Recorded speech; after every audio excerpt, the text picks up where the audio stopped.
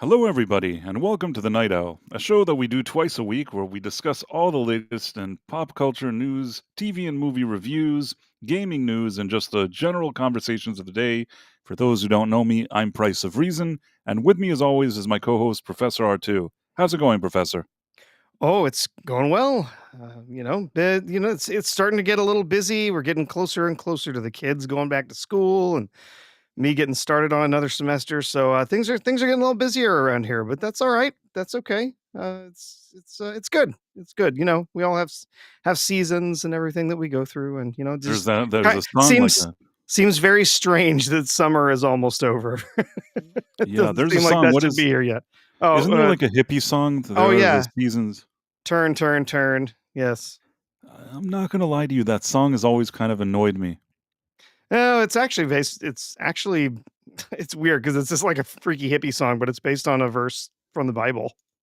So, Ah, I see. yeah. Oh, well, I was not aware of that. Yep. But the song itself is annoying. Yes, it is kind of an annoying hippy dippy crap song. There is a season. Yeah, it's hippy dippy. Turn, turn, turn. It's like the ultimate hippie crap. I'm sorry. Some stuff from the hippies I think came out okay, but for me that's always the one that they like to play. Like if there's ever a movie that they're going to be showing some hippies, they will get the license to that song and they'll play it Yes. for you. It will be there like clockwork. Yes, sir. You tend to get a lot of that song in there. Man, gosh, are we going for another record this week? Do you think we're gonna get as many celebrity deaths in the next 7 days as we had in the previous 7 days? Good grief. No, I hope not. I hope not. I hope that there'll be a little bit of Oh, man, like, last week was brutal. awful. Ugh. But then And also, The View went off the air but isn't it indefinitely, coming so that's back? okay. Oh, Everybody got all excited. They're like, "We're gonna come back soon." It's like, I hope not, but yeah, I mean, they keep saying, like, "Oh, it's just a hiatus, it's temporary, whatever," but, yeah, we'll see. If it did disappear, I don't think anybody would miss it, but, you know, no. I I mean, suppose, some listen. people would miss making fun of it, I'm certain of that, but I feel like Hartman in that episode of South Park, and partly the only part that was actually funny is that he would miss the view. yes, yes, that was quite funny, actually, that yeah, all the stuff about Cartman, missing the woke and how woke was, dying and how sad he was, all of that was extremely funny. The Trump stuff was not, but yeah, him feeling sad about the death of woke was quite amusing. I mean, the thing is that the problem that I had with Trump was, like I said, for the most part, is that I always liked the fact that they saved that character for Saddam and just changing the face and making it Trump. Like I said, it felt like a very kind of lazy solution. At Yeah. least make him his own character.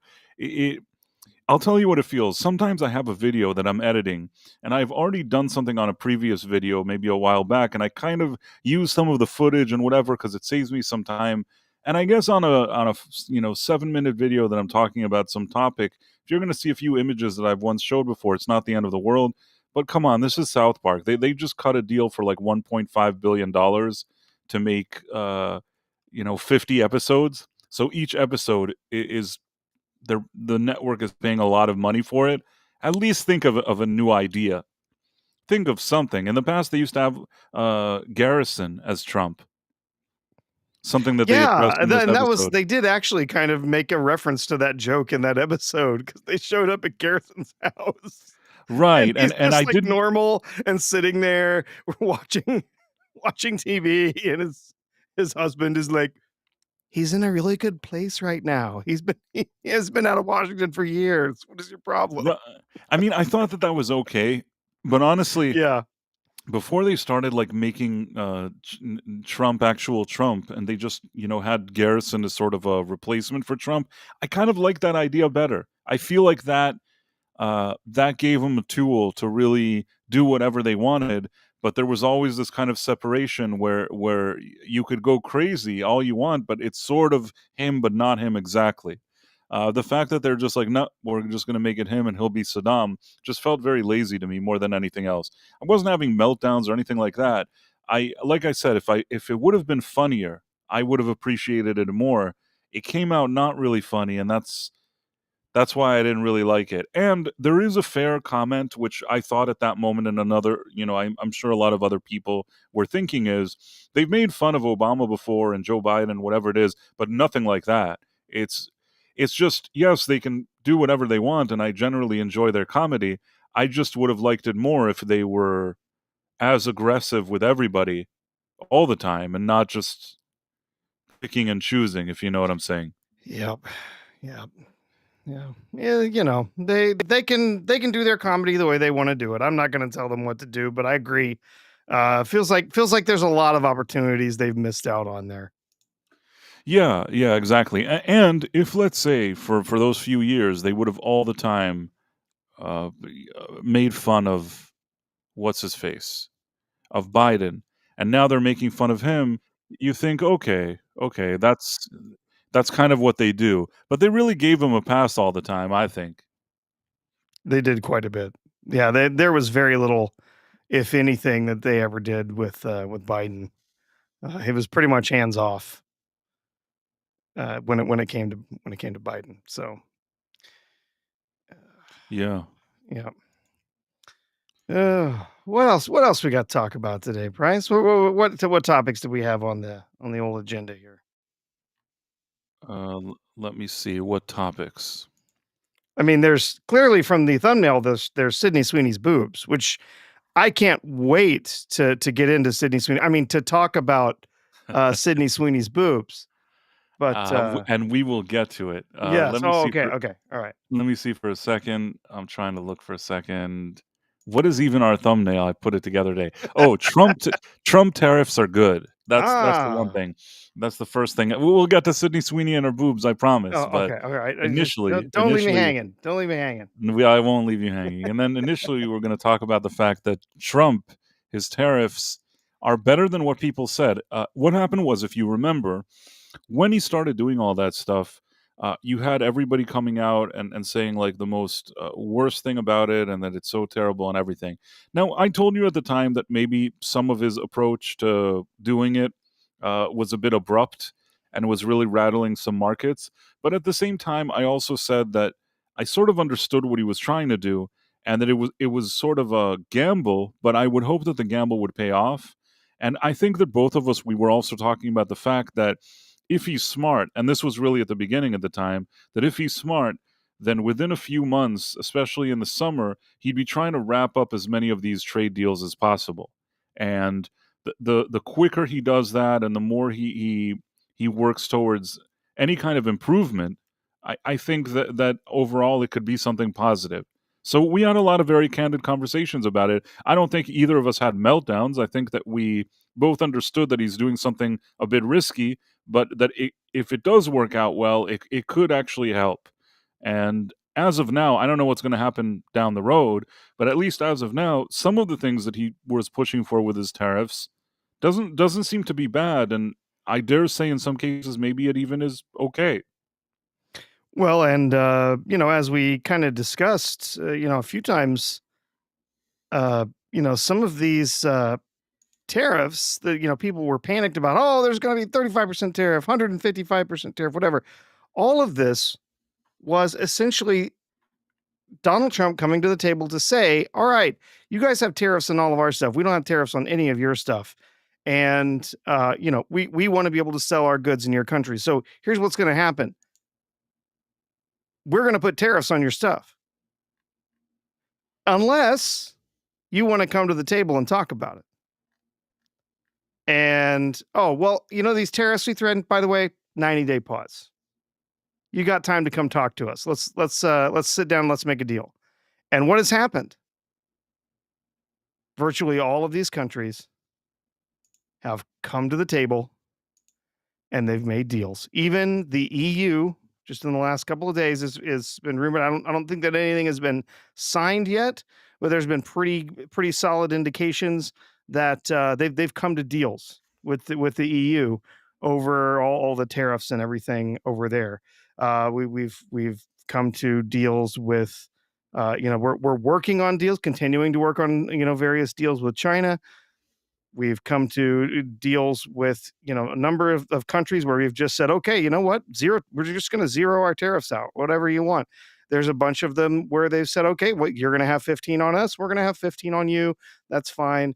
And then there's been a bunch of other countries where there's various different rates on some different items, different goods and different products that we've kind of settled on some stuff. Then they've come to the table and made those deals. So far, not China.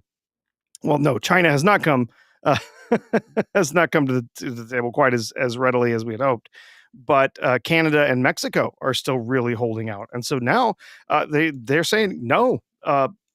We told you these tariffs were going into play. We told you had 90 days, and time's up. So August 1, here it comes. Like you guys decided not to come to the table and talk. So tough luck. And And so what do you? it's gonna have to be it's gonna have to be a situation where now the tariffs go into play and those countries start hurting, and then they're gonna decide it's worth their time to come make a deal, I think. So I did want to also share this thing because this was interesting. I'll tell you the truth. It's not that I'm a big fan of Bill Maher. Even before times became a lot more political, and especially with me being like more of a middle of the road type of person, seemingly the Bill Maher should have been a person that I like, and I always have some kind of strange feeling about him. It's not something about him is just not my favorite, but with that being said, I did see a video today of him talking, and I was looking for it, and I see Charlie Kirk shared it, which is funny because he's apparently going to appear in the next South Park episode. That's kind of funny. But let me check for a second. okay. Let's see if I can share it. Yep. Okay. And we have. Are you ready? Yeah.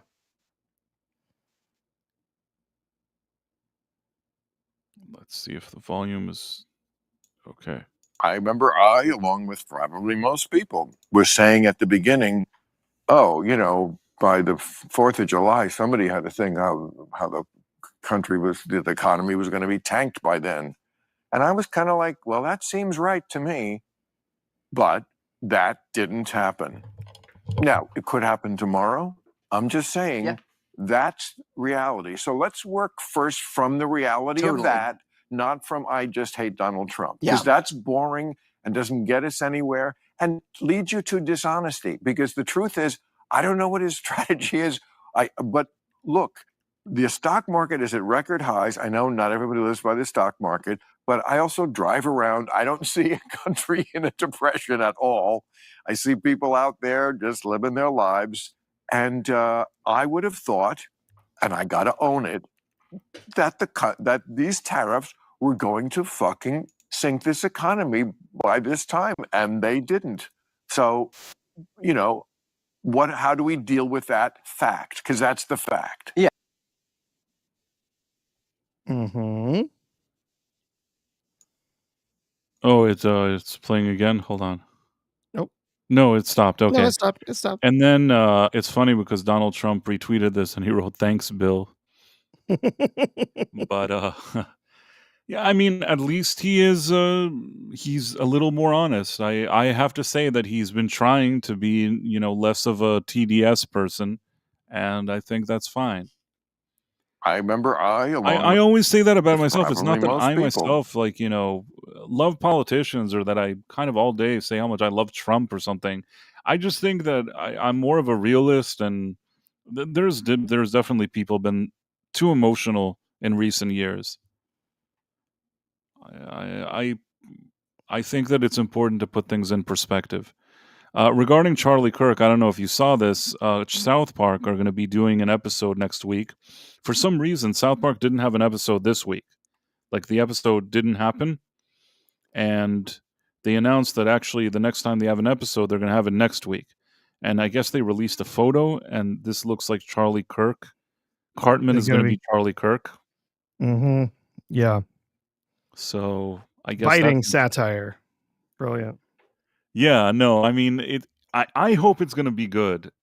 I'm not Yeah. saying South Park can make things funny. I just like I said in that season premiere, and a lot of people were praising them. Like I said, I just didn't feel like it was funny enough. If it's fine to be edgy, but it's better if you're actually funny. And I just thought it wasn't as funny as they could have been. But maybe they'll be funnier here with Cartman as Charlie Kirk. You never know. I'm gonna give them the benefit of the doubt. They have had some brilliantly biting satire in the past. I would love for it to continue. The previous episode was not it. It was not some of their best. Where we're talking about go ahead. I just want to say hi to Elizabeth Quinn since she's saying Bill can read the room and wants to stay relevant.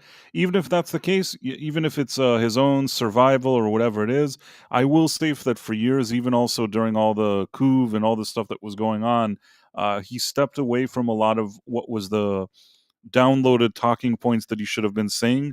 And at times he even, got people on that side, whether it's Hollywood or whatever, kind of upset even though it's not a guy that I sit around watching his show all the time or I really care about too much one way or another, I give him the minimum respect that he's in a position where he didn't have to do what he did, even if it's for survival or whatever you want to call it. I still think that sometimes he's able to make a bit of sense of things. And I think that before this election, one of the things that sort of kept him from being more of a middle of the road type of guy, which he could be, was how much TDS he had. Like even when he made some good points about stuff, immediately all this kind of meltdown syndrome would kick in.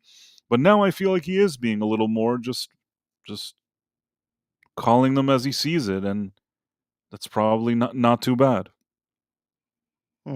Yeah. That's how I think. I've never been a big fan of his, but I hey, credit where credit is due. When he's willing to say, maybe I was wrong, right? Like, Yeah, there's a whole lot of people. Yeah, there's a whole lot of people out there, right and left, who will never admit they were wrong. They'll make excuses, they'll deflect, whatever. They'll play with whatever, And he's saying, I mean, I was wrong. The tariffs are working out. Like this was a good idea. Like here, I'll share this real quick. So I don't need to dig too deep into the numbers and everything here, but this was for June. 27 billion in surpluses came in because of tariffs in June.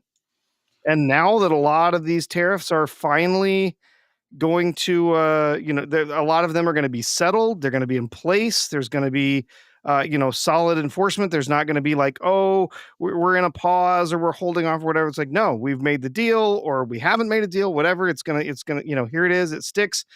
Then we're going to actually see how it's going to impact the market. And I've tried to tell people this before. People are saying, oh, well, we haven't seen all the inflation yet because the tariffs haven't really gone into effect. A lot of them have. But, a lot of them now are, like I said, kind of settled in. And the reality is that a lot of the products that this is going to impact, they're either their commodities. So everything that the prices are pretty much going to stay the same or maybe change just a little bit, depending on how much some of these businesses are actually importing from other countries. If they're things that they can get from US suppliers without paying the tariffs, that's the whole point, right? That's the whole reason. That's the whole reason for the tariffs is to help these companies, try to push these companies to use American goods, American inputs to their products, because those are going to be cheaper than importing them from elsewhere, and also to manufacture stuff here as much as they can.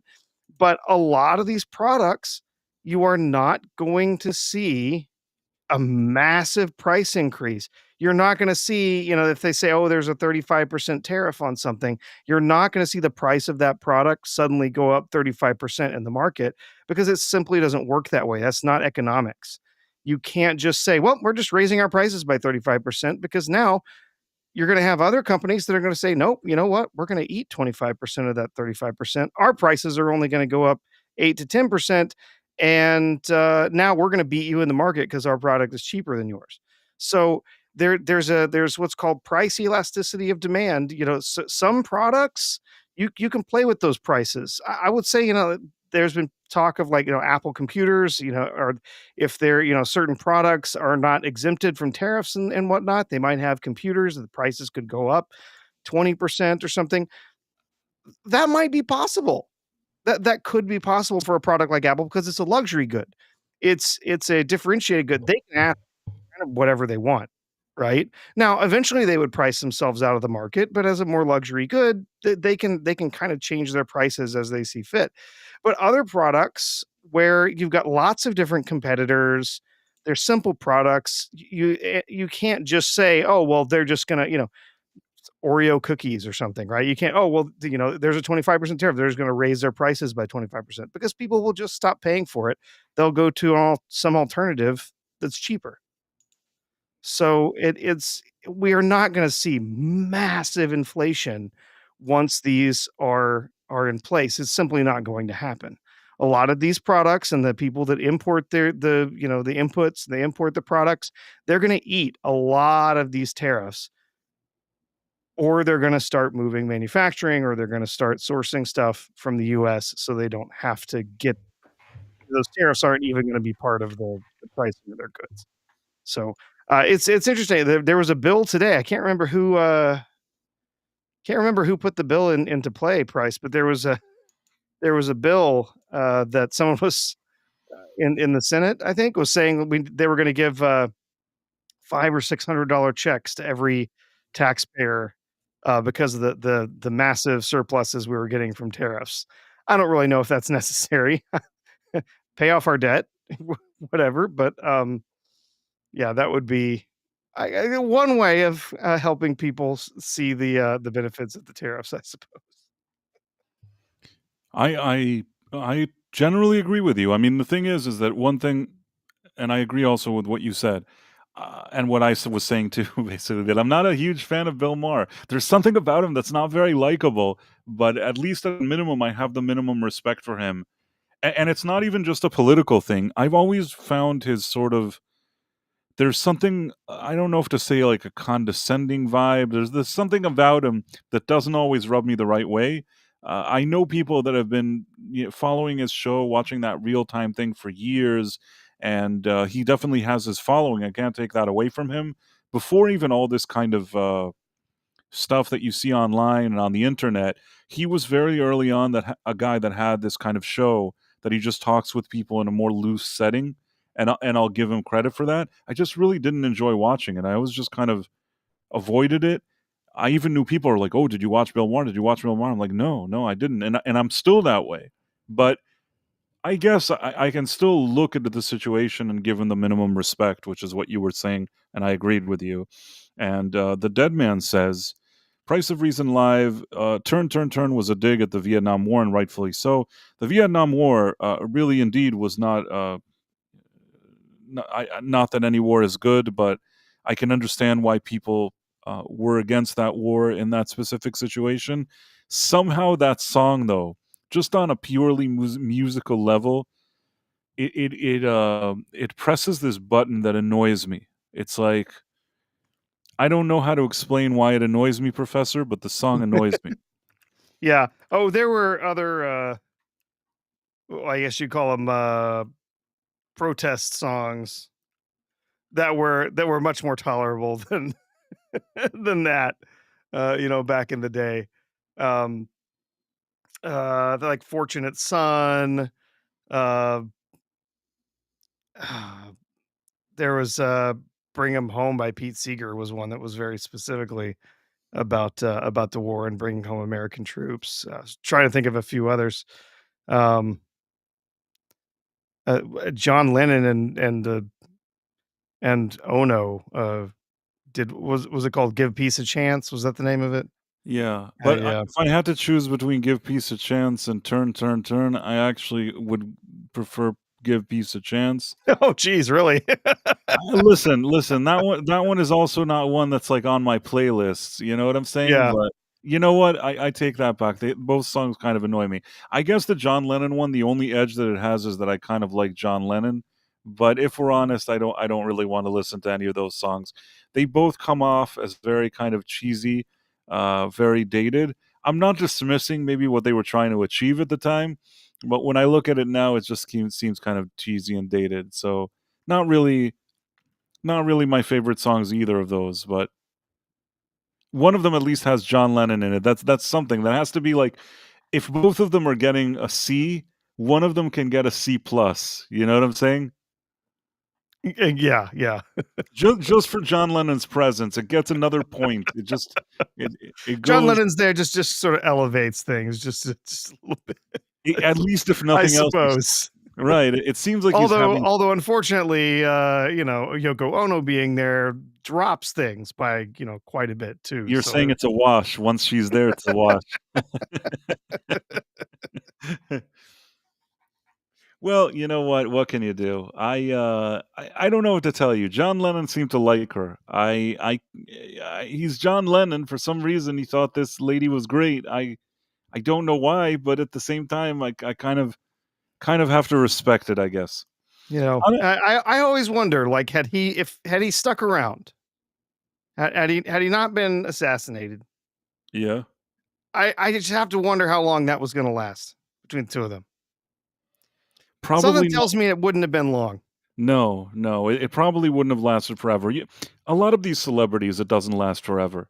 I Yeah. think I'm going to say something now that's probably going to be super controversial. I think that at that time, part of the reason why Yoko Ono was kind of like a appealing thing for him. It's a terrible thing for me to say. I feel terrible already. But at the time, you had all that Vietnam War, and I know she was Japanese and she wasn't Vietnamese, but I think the idea of him being with an Asian woman was him also kind of, it was sort of a statement of sorts and things like that. I tend to think that. I could be wrong, but I feel like that was part of the whole, give peace a chance and all this kind of more political stuff that he was doing. And I feel like she also kind of took him more in this direction of politics, and it's probably a direction that wasn't super super great for him. But even with everything that I just said, I do think that for whatever time he was with her, he seemed to like her. I mean, there was a time that they broke up, and then he was with another lady, and then somehow he came back and went with Yoko again. So, something about Yoko Ono, I guess, suited him for some reason. I can't exactly tell you what it was, but if that was good for him, he must have known what was good for him, I guess, right? Hmm. Sort of. Yeah, I don't know. I lost the professor. The professor Yeah. has like gotten off. He's Oh, gotten off the bus in the middle of my yep, speech. I've hopped off the bus. Hopped off the bus. Doesn't want to hear I'm any of catching a it. taxi. I'm yeah. No. He's getting a taxi. Yeah, He's no, out of no. here. Yeah, yeah, it seemed like they genuinely kind of had some kind of connection at the same time. I just to me, Lennon seemed like the kind of guy who's like he would always be looking for something new. I think like that relationship would have lasted another 6, 8 years, and he would have been on to something else. Yeah, it's I don't very know. possible. Obviously, he left Yoko Ono once. In fact, and again, I'm not judging. At the end of the day, he had his son, Sean Lennon. Sean Lennon looks like a cool guy, and I don't know Yoko Ono. I'm trying over the years not to just think negatively. I honestly think that however he felt about her, she's not the only reason why the Beatles broke up. I know it's like an easy Oh no, scapegoat. not at all. No, that's always been silly. There was so many more reasons for that to fall apart. The truth with the Beatles is that within a short amount of time, relatively speaking, they released album after album. Most bands, there's bands that are around for like 20, 30 years that don't have either that kind of catalog when it comes to quality and also quantity. They were just like songwriting machines, and the way things worked then, is that the label would come to you every half year or a year and ask, well, where's the other album full of hits? It just seemed obvious to you. You know what I'm saying? I think that they didn't realize that this wasn't something that you just get every second. They were there just they want to squeeze every bit of creativity out of them. And I think that being in this kind of whirlwind where they also grew up and changed and in the spotlight and in a way that was sort of unprecedented, it had a different effect on each one of them. And sometimes after a while, this is human nature. Sometimes after a while, you do something with a group of people, even if it's creative, even if they're your friends, you kind of say, hey, you know what? I need to step back a bit. I want to kind of do something on my own or do something else. And I do feel like the Beatles were at that point in their careers. And because of the intensivity of everything that happened until then, that's probably why that happened. Yoko Ono happened to come along and maybe Paul with Linda and all those other stuff. But I honestly don't think it was Yoko that split them up. Uh, what was it? No. Oh, I did wanna say something. The only reason that John Lennon ended up with Yoko Ono the second time and then until the end of his life, you know why that is? Why? You know who's to blame for it? And before we go on, Dabian Donaldson, I guess he's from England, says, "I absolutely cannot stand our Prime Minister, Keir Starmer." And he doesn't seem like a very likable guy. There was something funny today that Trump sat with him and he was talking about Sadiq Khan. I thought that was kind of funny. But before I get to that, I just want to tell you this thing with John Lennon and Yoko Ono. So if I remember correctly, the story, Elton John is to blame for everything because Elton John, for some reason, had a vision that he was going to do a song with John Lennon. Now, there's something called like the Lost Weekend where he left Yoko Ono, and for a while he was just doing his own thing. And there was some other lady that he was hooking up with and in a relationship for a few years. And he sometimes would sit around with other artists and drink a lot and do whatever he did. And I guess at some point his paths crossed with Elton John, and they had a good rapport with each other. And Elton John had this song and he said, I love this song. I want you to perform it with me. This is the best song ever. Maybe they even worked on it together in some kind of drunken, setup where they're sitting around drinking a ton of alcohol and they wrote this song together. I don't really know the details. Anyhow, John thought that the song was crappy. It's called Whatever Gets You Through the Night. And John didn't think much of this song. And Elton John said, if you and I record this song together, it's going to go to number one immediately. And then John Lennon said, no, I don't believe it. So Elton John says, if we release it and it becomes number one immediately, will you come to Madison Square Garden and join me to perform it with me there? And John Lennon said, sure. If it becomes number one, I'll go to Madison Square Garden and I'll perform this stupid song with you. So John Lennon, of course, the thing gets released. Even if the song, which isn't the greatest song, do you know that song, the Whatever Gets You Through the Night? I believe I've heard it. I don't It is a particularly remember it, though. forgettable song. It's not a song like if I'm doing a playlist now of like cool John Lennon stuff, even if I do cool Elton John stuff, which like he's not always my cup of tea, even if I wanted his greatest work, that probably isn't really his best work. It is absolutely the reason why it became number one is because the two people that their names are on it. You say at that moment in time, you say John Lennon did a song with Elton John, chances are that even if it's like if it sounds like a fart that lasts for 3 minutes, like a never-ending fart, it'll still get to number one. And that's probably what Elton John understood. So John Lennon flies to New York to perform the fart song with him. And when he got there, Yoko Ono said that she heard about this. She wanted to go visit him backstage or something like that. So she comes to this show, visits him backstage, rekindles whatever's going on with them. This is while I think he was supposed to have this other lady that he was with. Other lady is now out of the picture. Yoko is back with John, never leaving his side for literally, I think, never leaving his side again, even for it to go to the other room. And that's it. And then she's also pregnant and has a kid and all that stuff. No way out. You know what I mean? Yep. Maybe he didn't want a way out. I mean, I'm not trying to be mean. Maybe this is exactly what he wanted. I'm just saying that if he didn't record that song with Elton John and he didn't go to Madison Square Garden, I don't know what would have happened. Yeah. Yep. People in the chat are probably like, "What is this man talking about?" The dead man says things would have eventually gone sideways. Yeah. And then Probably. I guess there was something here. What was I looking at here? This is something I posted this week that was kind of funny. I It was saw just that. I didn't bother answering because I couldn't. I couldn't name any. I'm just kidding. I could name one. There was somebody named Sully. I yes, I think. think that's what everybody remembers. Yeah. Well, Rel- that's the main. That was the main character. And then there was Ripley and Scarface guy and naked blue woman.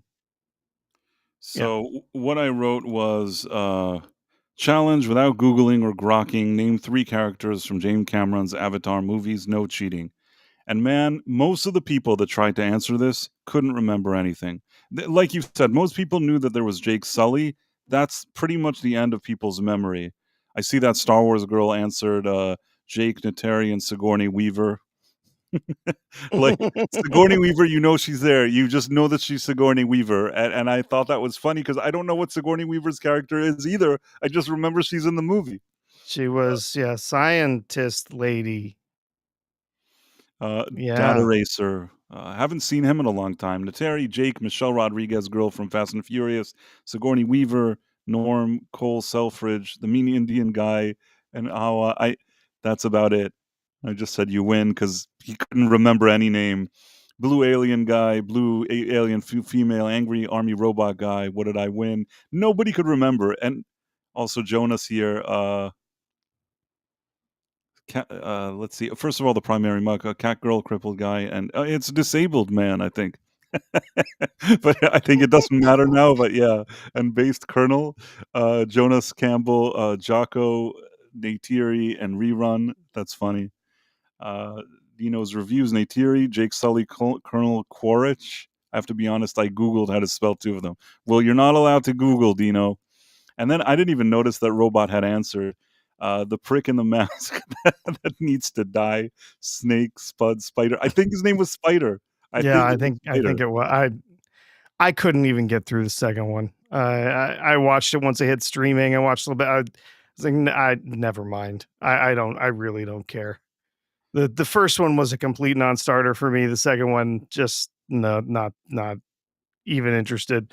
The third one, I saw the trailer for the third one when I saw Fantastic Four last week, and literally I was like, "Oh look, more avatars! Yay!"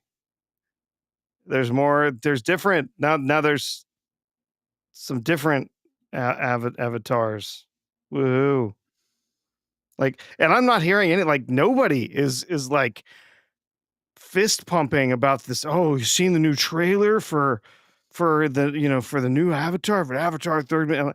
I really and if I was having an exchange in the chat on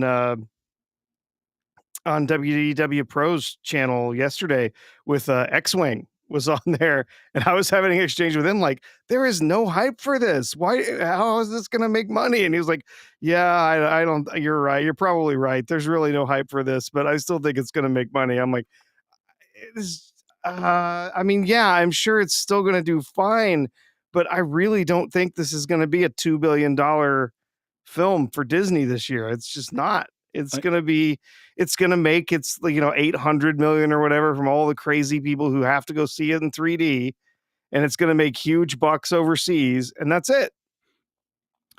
Listen, I'm more quiet this time around because before Avatar 2, I made a lot of jokes, and I thought to myself, this thing is coming out and going to be such a box office bomb that James Cameron will never be able to recover with how badly it's going to do at the box office.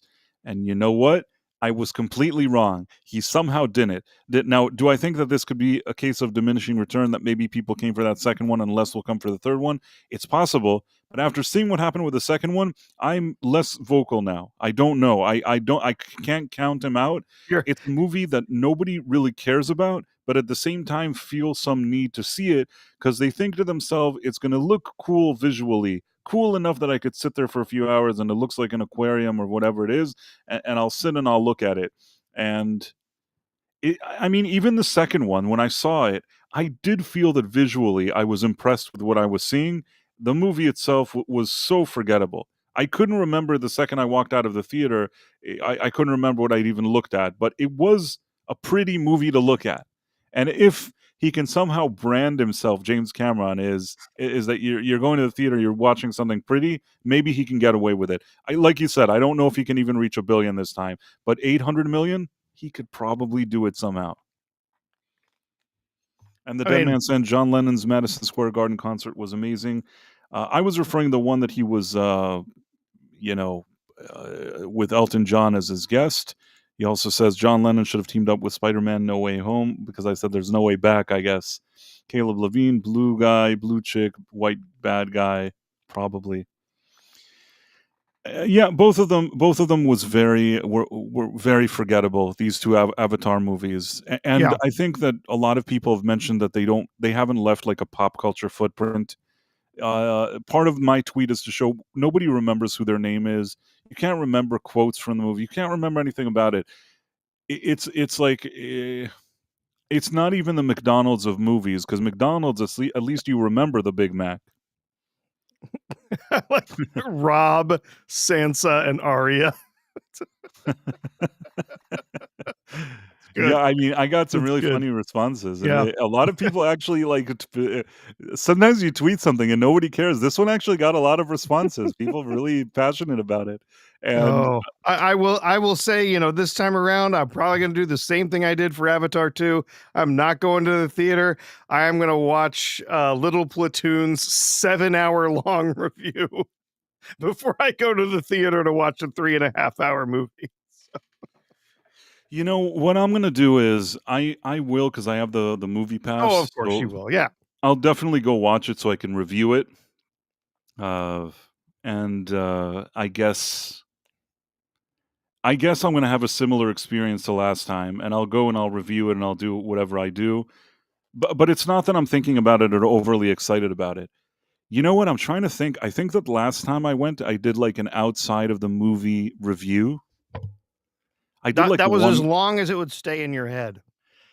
I honestly, I think that I couldn't. I wonder what I said about it. Was I kind to it? I don't even know. Maybe I was nice to it. Let's see what I said. I think it's a very short video. I feel like it was something that I don't usually do, because I don't usually do outside theater reactions. The only outside the theater reactions I've ever done was Avatar 2, and the other one I did was I interviewed people outside of Rise of Skywalker, which is it's like my second video ever. But let me see for a second. Are you ready, Professor? Indeed. I'm curious myself, because since that day, it's not that I sit around and watch all my old videos every day, every second anyways, but sometimes at least there's more editing into them and I actually give it a little bit of thought. I feel like this one, I uploaded it, I didn't think about it at all, and it just did what it did. It's 3 minutes long, and I'll put it on higher speed so we don't even have to sit through so much of it. I'm going to go with 1.5 speed. Are you ready, Professor? Yes, and Robot Head's in the chat, so he'll get to follow along and watch as well. Oh, excellent. Again, I can't take any responsibility. And before I just go anywhere, let me do this. I take it that he's probably, I don't even know what time it is for Robot Head, but I'm just sending him a DM. I always do like when he's here. And let me now just, this is it. Let me try to play this thing. I'm sorry, it could be bad. At the time, I had the more high-pitched voice, too. So this is probably going to sound ridiculous, but let's see what happens. I am such an awesome guy. I make so many videos. Hello there. Price of Reason here with a movie reaction. So I just saw Avatar 2, and I just wanted to give you my initial thoughts on it. It wasn't the best story I've ever seen, but overall I didn't dislike the movie. Compared to a lot of movies that I've seen this year, I thought that it was pretty okay. It's not a movie that I'm gonna feel like watching a million times, but at the end of the day, James Cameron knows how to make a movie, especially kind of an epic blockbuster one. And I think that the visuals this time were better than the last time around. And even though the story wasn't necessarily spectacular, it was still better than the last one. And there were a few things in this movie that really worked. I think that the visuals were nice. I think that the idea of family and of siblings and something positive that you don't usually see in movies these days, especially in the more Disney-orientated ones. It feels like a movie that James Cameron should have made maybe 7 years ago, but there's a silver lining to it because I just feel like things are happening and it has less of a preachy feel. There's an overall climate, whatever, in Wales or whatever. You could say that there's some kind of underlying theme, but it's not hammered over the head in the sense that the characters act in a shitty way all the time. I think that there's a lot of exploring of themes like father and children, parents and children, siblings, and overall, it's not necessarily the best movie I've ever seen, but I didn't hate it. It was okay. It was okay and very well executed. And certainly, sitting a few hours watching it in a theater, there's worse things you can do with your time.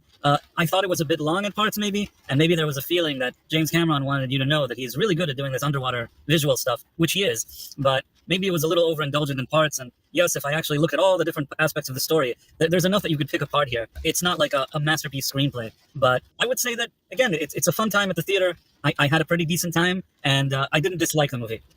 Anyhow, I'll continue to think about it, and perhaps in the next few days I'll try to post a more detailed review. Thanks for watching, my friends, and I'll see you soon. By the way, I never posted a full review. I think I forgot about everything about the movie like 5 minutes later. You thought better of it and decided, maybe I'm not going to go back and talk about this. There's Nerd Wars Raiders? I didn't even know that. Yes. Thank you. Thanks, guys, for joining us. Nerd Wars, Erwin is a cool guy. You should check out the stuff that he does. I always like what Erwin does. Erwin's sentient potato is here, and that's always a treat. In any case, that was what my review was at the time.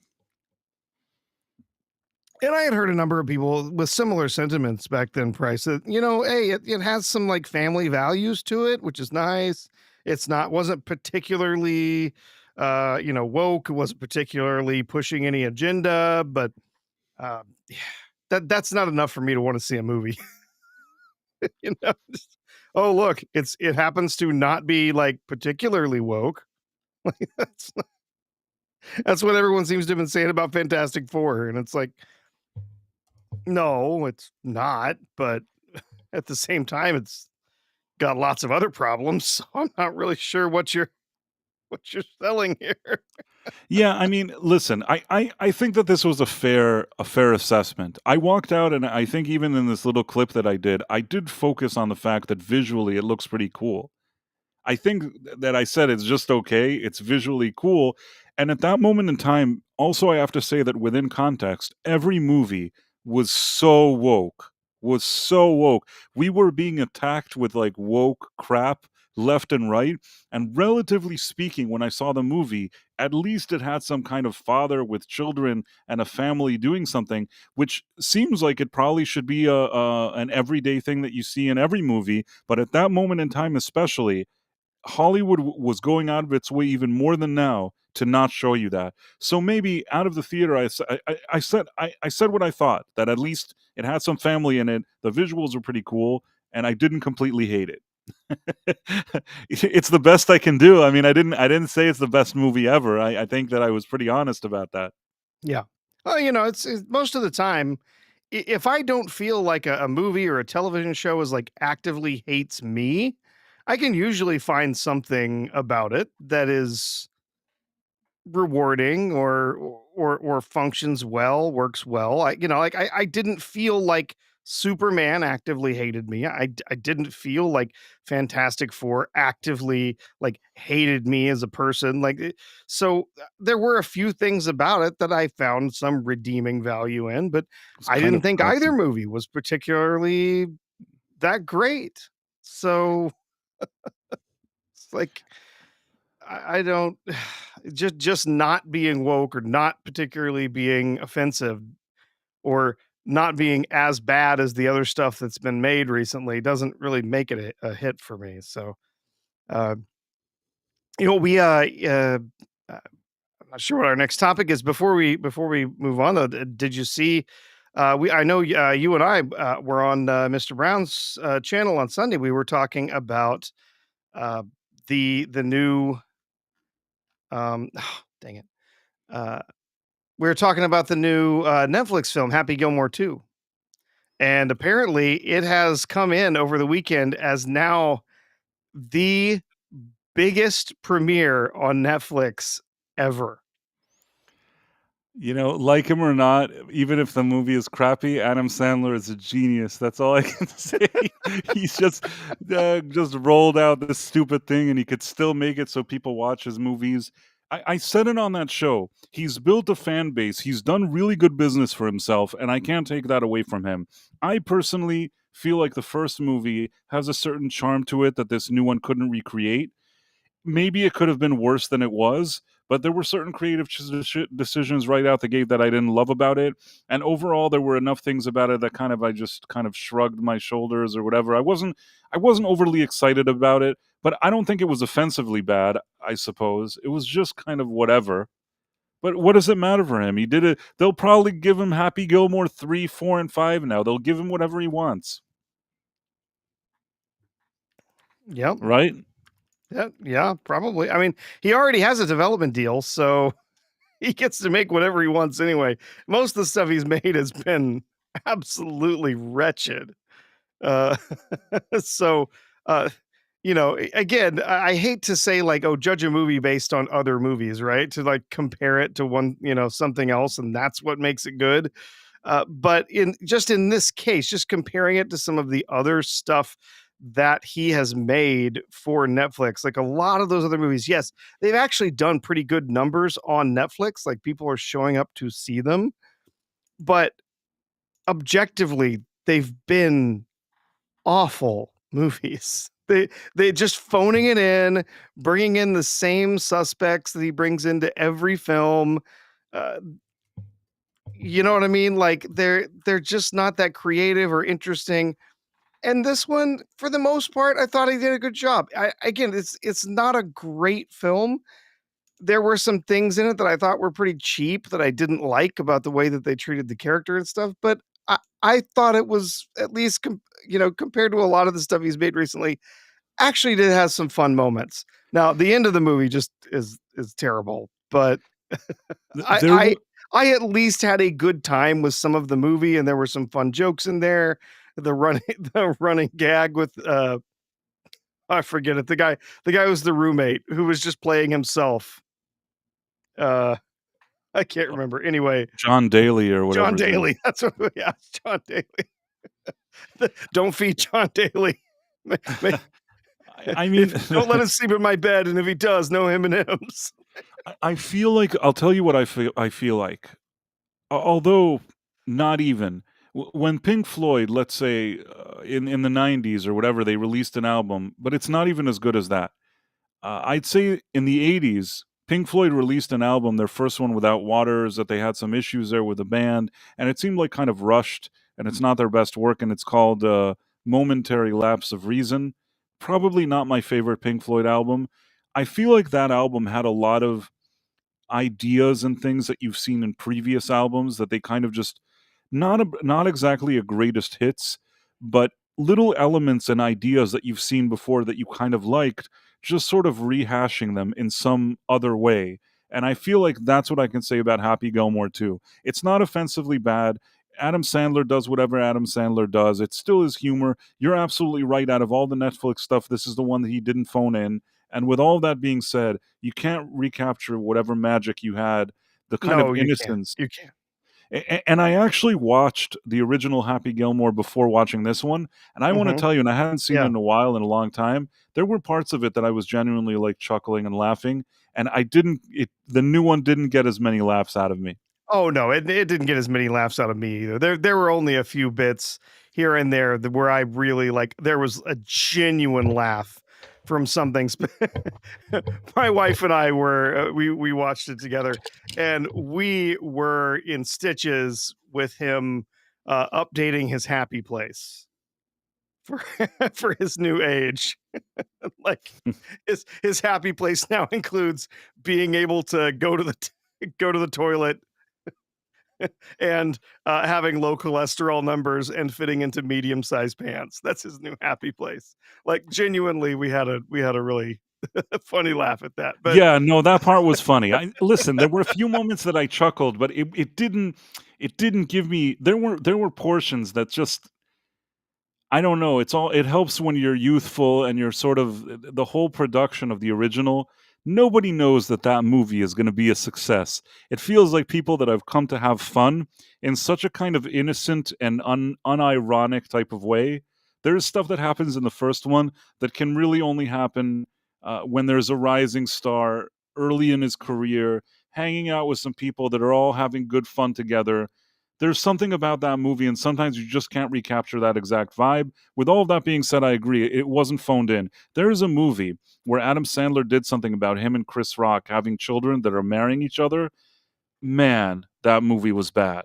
Like, I thought to myself, okay, I Mhm. like Adam Sandler, I like Chris Rock. I've even seen them together in movies that I liked. Let me just put this movie on. It was like one of those Netflix movies. I put it on, and I don't think I could get through more than maybe 20 minutes of it or something like that. I couldn't even watch it, even just at the comfort of my own couch that I'm about to fall asleep.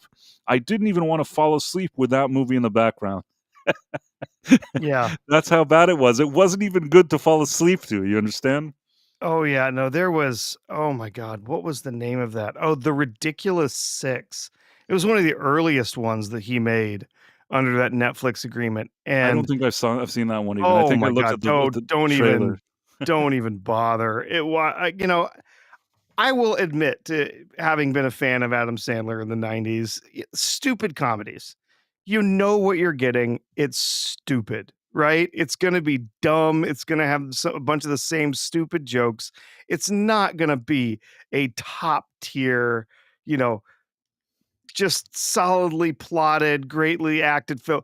Like but Ridiculous Six, oh my God, it was one of the worst things I have ever seen. I think to this day, if you go to, like, IMDb, I think it has, like, a point 6 or something. Like, almost everyone has given it a 0.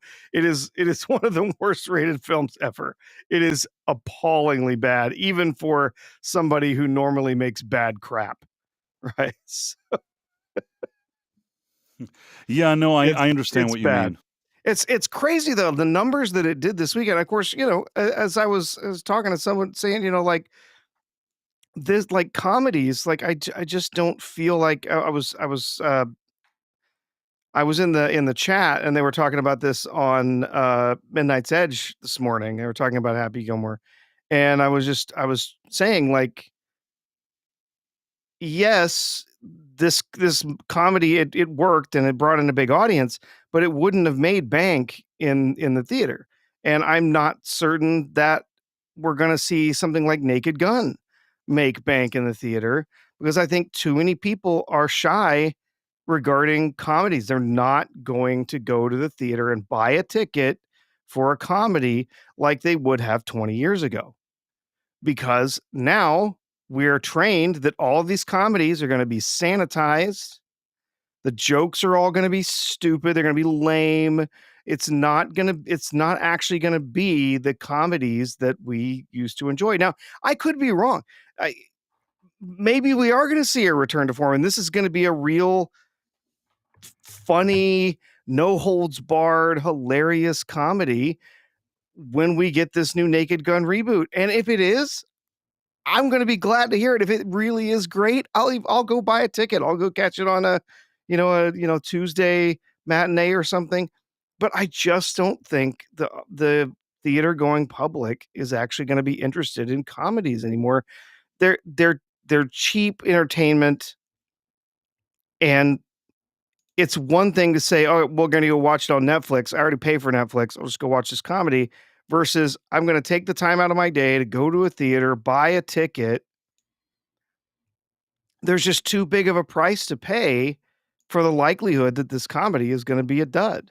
So I just don't I mean, it could end up that something like Naked Gun is actually good. It's a solid, fun, hilarious comedy, and people enjoy it, but it still bombs in the box office because people just don't are just kind of trained now at this point to not go spend money on it, not go see it.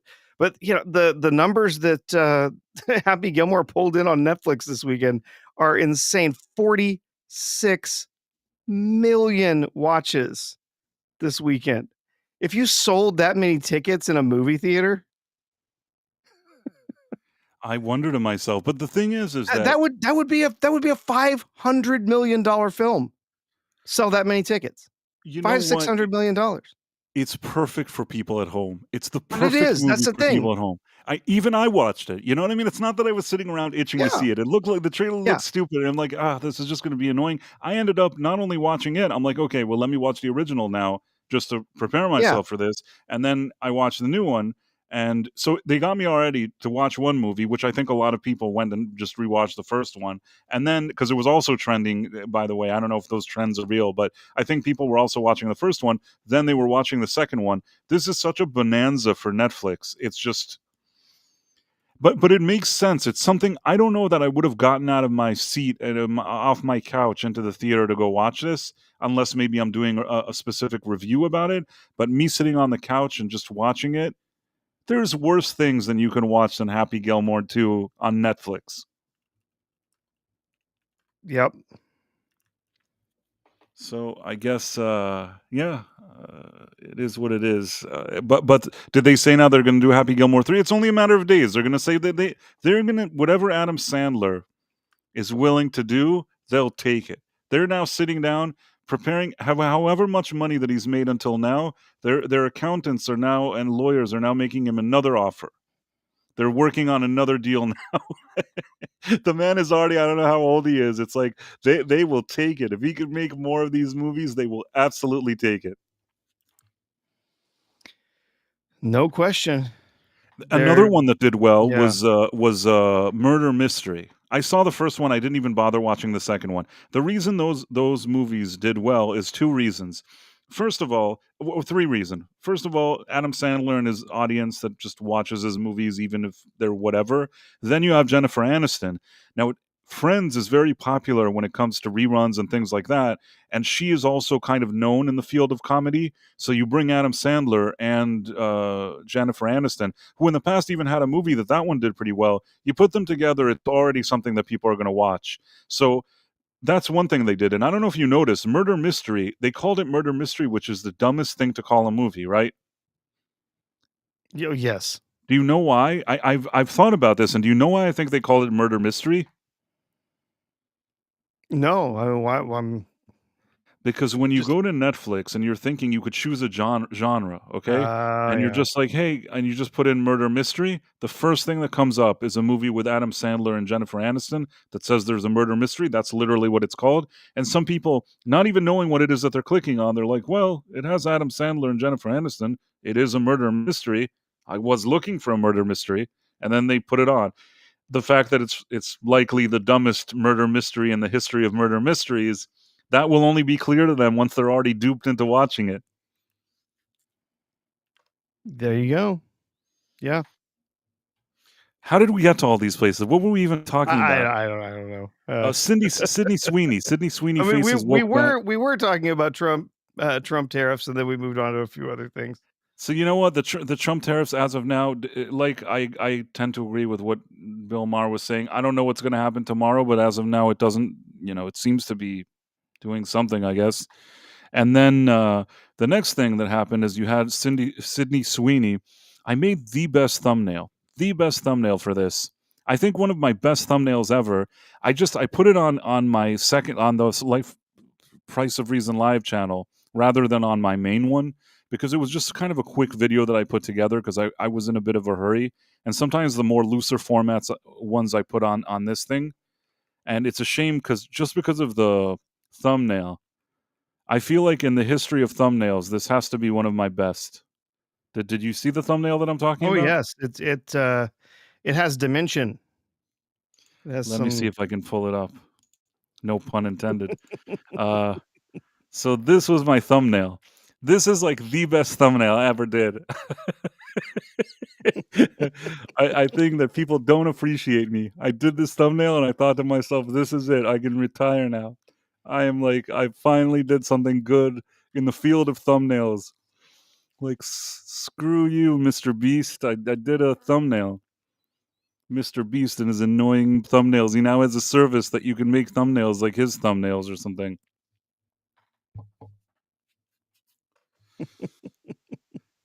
I mean, I respect the fact that Mr. Beast put so much time and effort into building whatever he built. I can't take away his success from him, but at the same time, I can also sort of understand voices that would say that somebody like Mr. Beast and his antics and the way he does videos also, in a way, kind of ruin content creating, because everybody's expecting all this kind of like circus every second, and I don't know if that's that great either. The same way that I also don't love YouTube Shorts. I know a lot of people watch it. Sometimes also they keep shoving it into your feed or whatever it is. I find myself just scrolling and watching a few of these dumb videos, and a lot of them are just a waste of my time. It annoys me that I even gave them any of my time. And I think that part of the reason that we have this kind of ADHD generation that can't sit and watch anything, that can't even watch a movie the whole day with their phones and their TikTok and their YouTube Shorts, like their mind can't focus on anything for more than 20 seconds. And that's why they're such dum-dums, if you know what I'm saying. Maybe not all of them, but you know what I mean.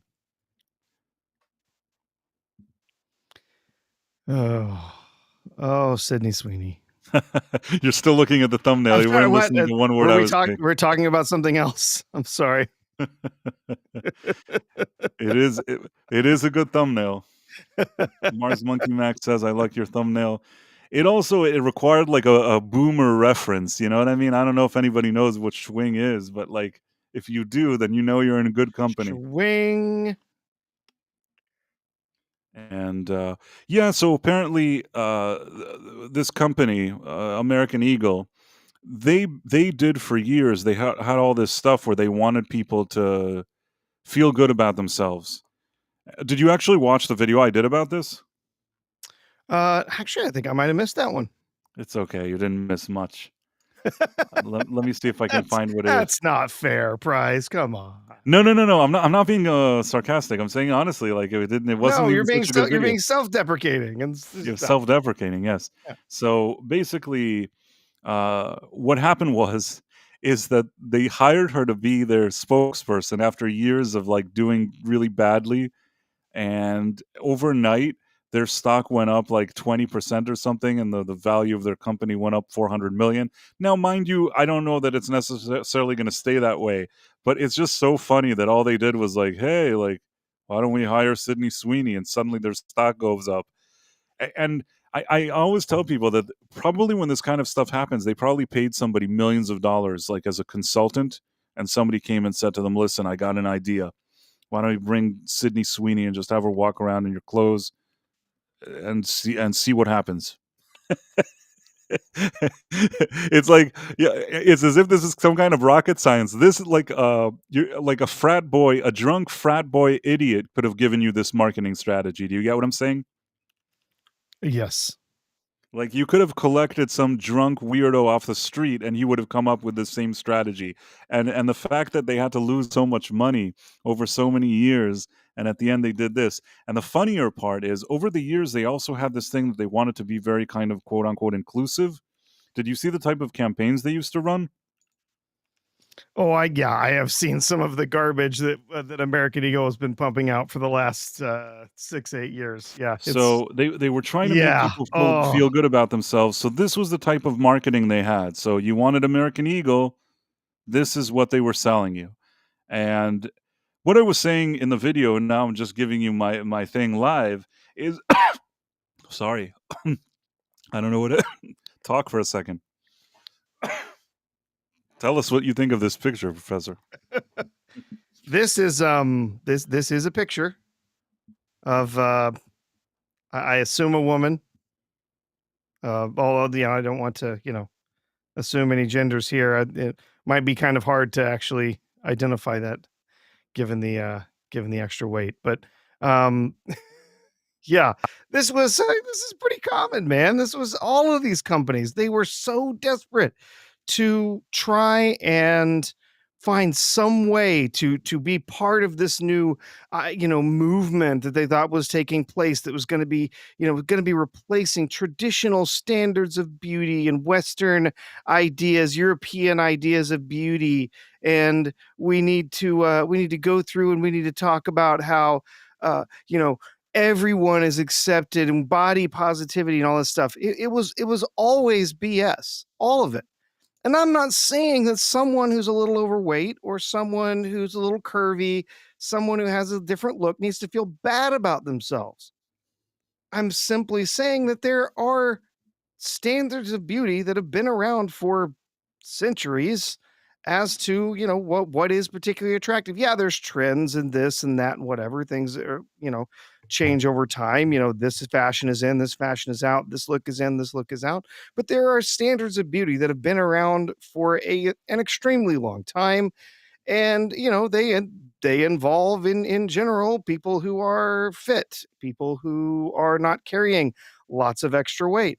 Again, I think it's silly to say that just because there's different standards of beauty, that you have to say that other people necessarily are ugly, not acceptable, whatever. There's not only are there some standards for beauty that have been around for a long time.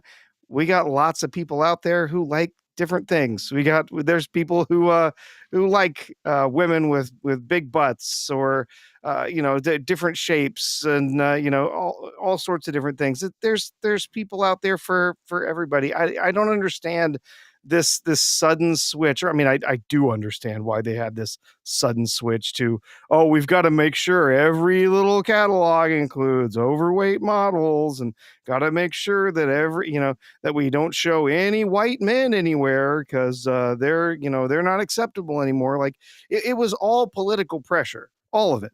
It was all this cultural pressure that was coming from these woke crazies.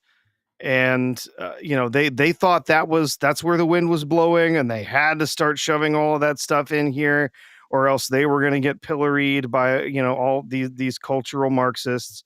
And well, guess what? The tide has turned. People have realized that all of that stuff that they've been selling for the last decade, at the very least the last 7-8 years, that all of it was just BS. It was all just a way to try and gain power.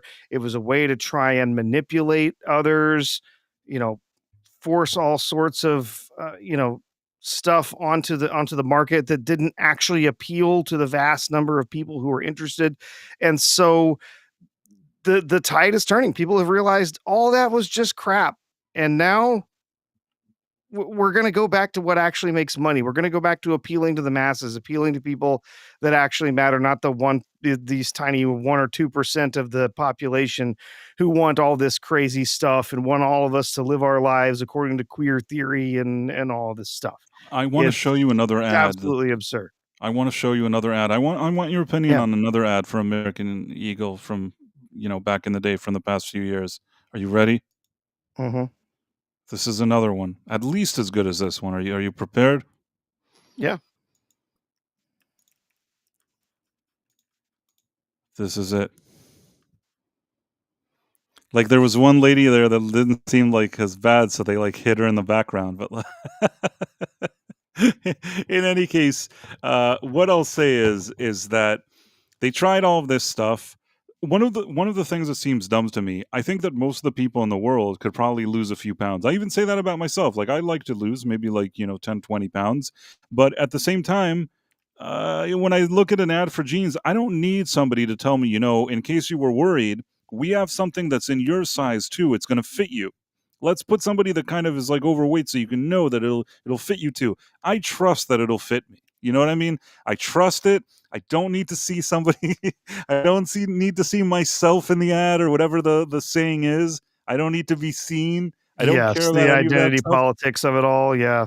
I don't need any of that. I just want, it makes sense. Not only that, if you see a guy that's thin and fit and he's wearing the jeans, and you see a woman, she's kind of as thin and fit and is wearing the jeans, just in general, you kind of say, okay, that's cool. Maybe I could lose a few pounds. You know what I'm saying? It's not a bad mentality to have. I don't need somebody saying, oh, look, this is so great. This is so great. Look. Do you get what I'm trying to say? Yeah. Yeah, absolutely. It's oh well, this is the new standard of beauty. This is the new ideal, right? Go ahead and look like this, because that's healthy for you. No, no, it was never healthy for you. By the way, if you're new to this channel, if you're on Rumble through the app and you happen to suddenly land on this channel and you enjoy seeing overweight women, make sure to sign up for Rumble. It's free, and and of course follow us so that you know when we stream. If you're on YouTube and you also happen to land on this and thinking to yourself, "Where am I and what am I doing?" Quickly, before you realize what's going on, like and subscribe. And I guess after this whole thing, a lot of people were sort of upset at Sydney Sweeney. There were people like having meltdowns and stuff. It's just so weird. I don't know if I can find one of the meltdown people. Let's see. The meltdown people. Oh, you got one of those in the chat. Yeah, whoever it is that's in the chat, we talk about some politics and stuff, but we're not like I understand where you're coming from, but really we're No, it's okay. I've exchanged words with the individual and let them know that trolls are not welcome here. So they can keep trolling or they can be bummed. Oh, you want to be blocked? I got no problem with that. You can go away. Yeah, thanks. Goodbye, sir. it's really not the Oh, atmosphere that we have here. or- I don't or- care if somebody yeah. has whatever opinions they have, but if they're just here to sort of bother other people, Yeah, if they want to be here to troll and beg to be blocked, I will happily grant your request. we're relatively chill guys, you know Yeah. what I mean? We're not like it's so strange to me that somebody comes here and tries to like pick strange fights with us. We're just shooting the breeze late at night, and there's a very kind of chill atmosphere. Somebody like going in and having some weird unhinged you crash out or whatever you want to call it. Yeah. Oh, they were. He was. He was in there saying, "You dumb shits don't even know what woke is. You can't even define it." And then I literally defined it in the chat. He completely ignored it. So Yeah, I don't really know what that was, but thank you for doing whatever you did because it seems quieter now, and I am cool with that. I think this is one of the meltdown people. Let's see. oh, and they got to have a nose ring. Got it. Got It's to be like overweight and have a nose ring. One Dirty Bird says socialism always brings everybody down to the lowest common denominator. I agree with you. It does, yeah. And thank you for the $2 Rumble rant there, One Dirty How Bird. dare you not like ugly fat women, Price? How dare you? How dare you? That's most of the people online these days are like Greta. Let's see if I can play this thing, and then I'll. Should we be surprised that a company whose name is literally American Eagle is making fascist propaganda like this? Probably not, but it's still really shocking. Like a blonde-haired, blue-eyed white woman is talking about her good genes. Like, that is Nazi propaganda. Should we be surprised that a company whose name is literally American Eagle? This is such a dumb I love idiot. no. This is the this is there has never been better evidence that these people recognize that they are now on the fringe. They have lost power, so much power, not just in government, but they've lost so much power in society and culture. They thought they had it locked up, that all of us were going to be bowing to their queer theory, bowing to their Marxist BS, that we were going to be all going to, be controlled by this, and that they got to determine what was acceptable in society. They just knew that this was going to happen. And then everything turned on a dime when people realized it was okay to call this stuff BS and to call them out on how stupid all of this ridiculous activism and just all of these ideas were. And now they have collapsed. And so the people, it is the most insane level of progressive like overreach I have ever seen. And I freaking love it. I have tweeted about this several times. I put several messages on X being like, yes, please keep telling us about how Sydney Sweeney's a Nazi. Keep telling us about how, mentioning that she's attractive and talking about making a pun about jeans. This is a winning formula. This is a winning strategy. Keep talking about it. They're so stupid. They're so stupid. It is the most insane overreach I've ever seen. It is an ad with a pun in it. And usually the ladies that are the ones that complain the most, I hate to say it, but they look like that. Like if this lady looked like Sydney Sweeney, she probably wouldn't be making this video, if you get what I'm saying. No, of course not. Well, she also wouldn't be part of this ideology either. She wouldn't be sold on all of this queer theory. I guarantee you, whatever that is, probably doesn't call itself, she, her, right? It's part of the crazy cult. I think that part of the crazy cult is that back in the day, there were women that looked really nice, and then maybe women that didn't look as nice, but still, found their way in the world. Same with men. There were men that looks like models, and men that just look your average person or whatever it is. And I think that the world functioned the way it functioned. People still like looking at people that look nice, but you understood that whoever some models you're seeing on a poster, it's not every day that you're going to see exactly those type of people.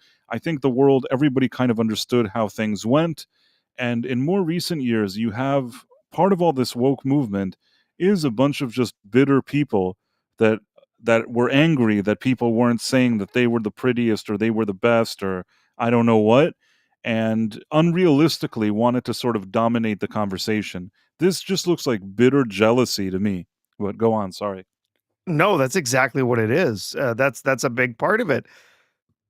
It's not only that there is this huge issue where now what they thought before, like they were going to have everybody under control. They were going to determine what was acceptable in society and what wasn't. And they were going to make sure that everyone was down with queer theory and all of this crazy stuff.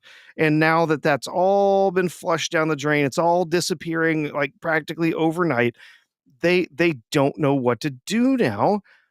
They're completely sold on this. This is their whole identity is tied up in this stuff. And so now they're lashing out at anything. And literally it is an ad with an attractive woman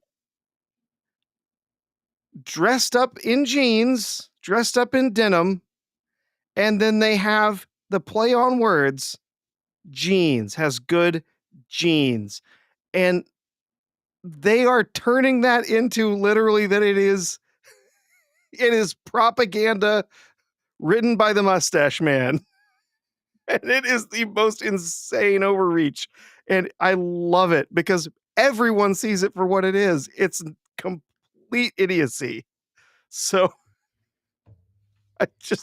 it's so good.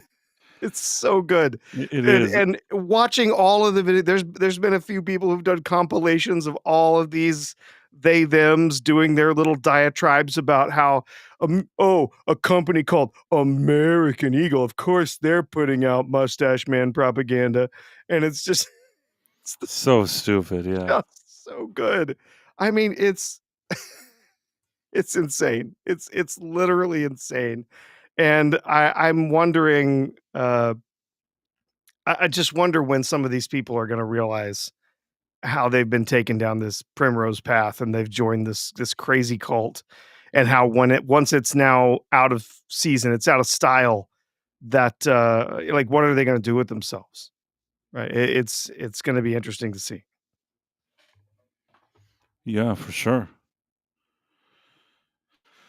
Well, I guess we sort of covered the Sydney Sweeney fiasco, and I'm trying to think what else did we have here. Oh, Fantastic Four flopped. We can look at some more pictures of Sydney Sweeney if you want. I'm not gonna say it's time to move on if you're not ready, Price. We can. No, let me see. I should have more photos. You know what? Let me see if I can find some photos.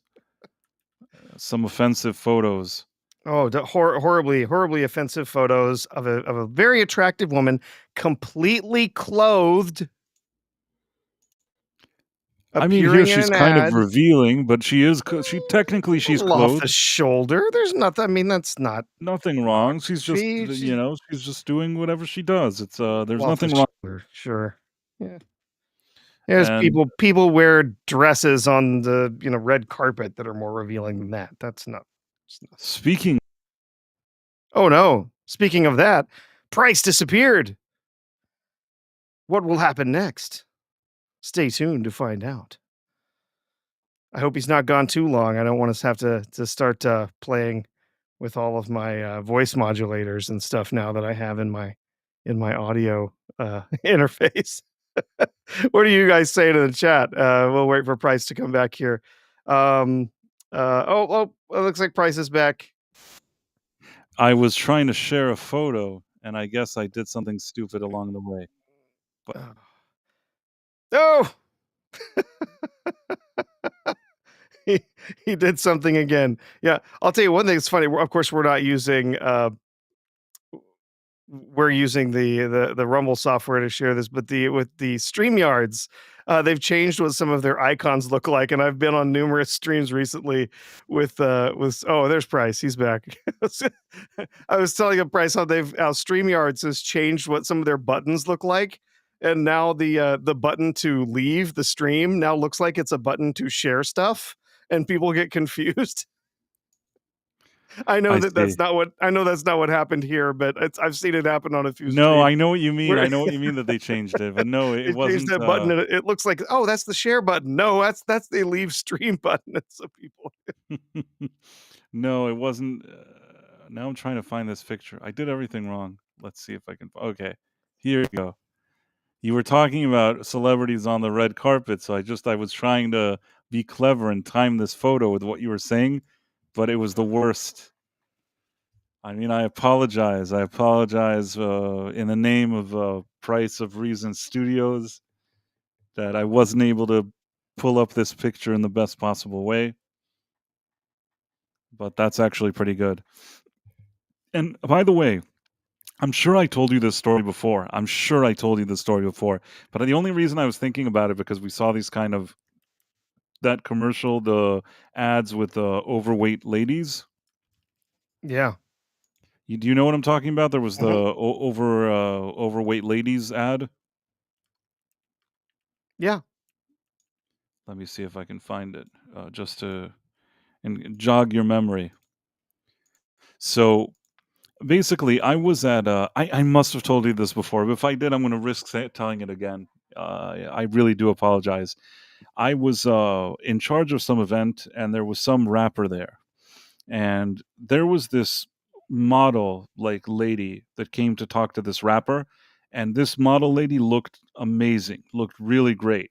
And I thought to myself, well, it's good to be a rapper, I guess. It's guess it has its benefits. And then the rapper, the more she was talking to him, the more he kind of didn't seem interested.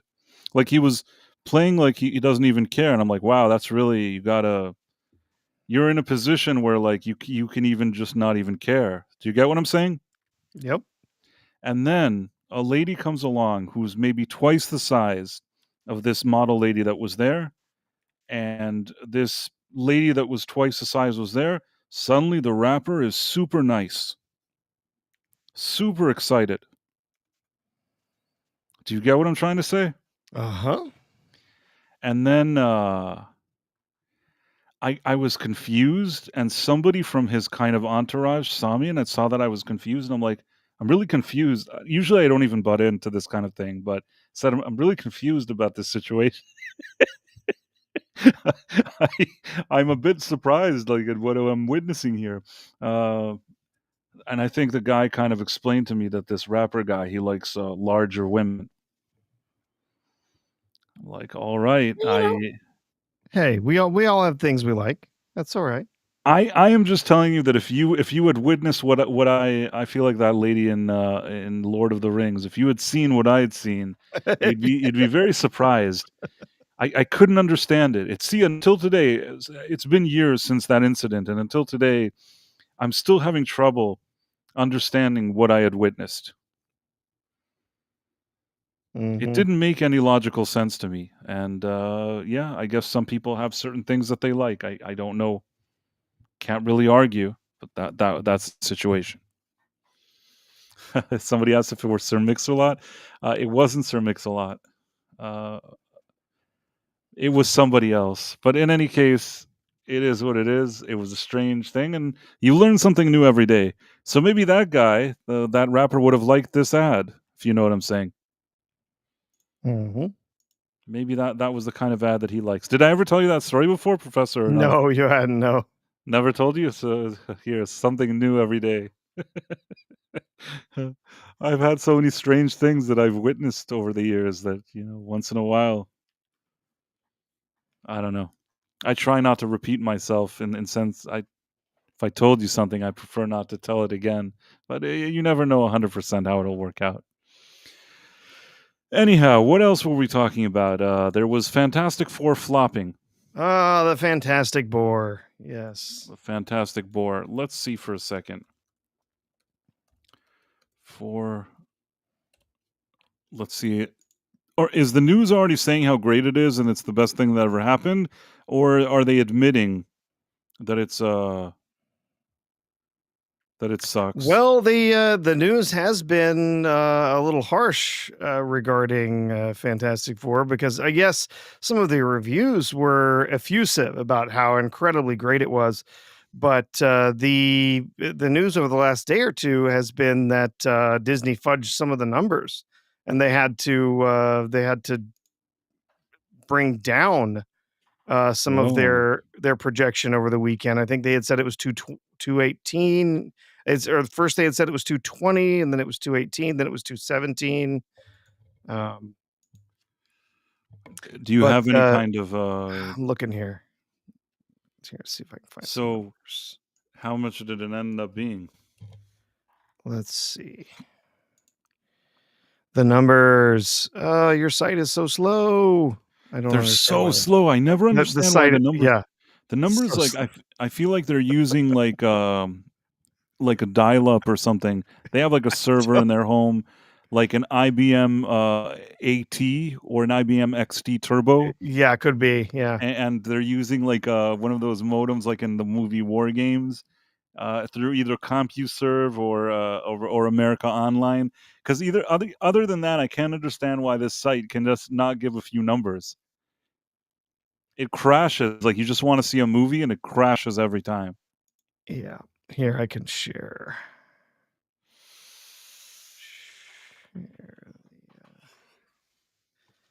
So here's Fantastic Four first steps. So right now, so over essentially the first weekend, the domestic numbers about 100 and they're in the first week, first 3 days, 117 664 million. So that's right now that's not great. Uh, it also had a pretty disappointing drop off over the first few days. Normally the drop from a Friday to a Saturday is not going to be that huge. The drop Friday to Saturday was 40%. So that was pretty bad. It came to right now 117 was the domestic over the weekend, 128 after today. So it saw a 60% drop. Now, a drop Sunday to Monday, 60%, that's pretty common, right? Just not Yeah. as many people going to the theaters then. So we're gonna have to see how it performs in that second weekend. But this opening weekend, if we look at the total here, so the domestic was 117, 644, 828. And the international box office, 99,038, 753. So right now we're looking at a worldwide box office of 216. So they were saying like 220 for the weekend. This includes today's totals. So that they had some pretty high numbers that they were initially selling. So right now, if you look at the predictive cone here, they're kind of riding the bottom here. If we actually bring up a comparison, obviously it's only got one weekend and a day under its belt, but if it'll load, get a comparison up here. I did As have a SM says, it's comparison. probably running on MS SQL. Could be. Could be, yeah. See if I can get a comparison up here. I don't know who Victoria Pratt is. Let's see. So here's our first weekend up here, 128 domestic. Unfortunately, this doesn't do international. When we look at this, it's just domestic box office cumulative. But if we compare that to, say, well, let's how about the Marvels? The Marvels was a huge bomb. Let's compare it to the Marvels. This movie is a stinker. I don't know what everybody wants. So, yeah, see, Marvels was a complete disaster. This is performing well above that. Let's throw in Quantumania. That sometimes it wants to start with Ant-Man. This is a Quantumania situation, I think. See if it'll.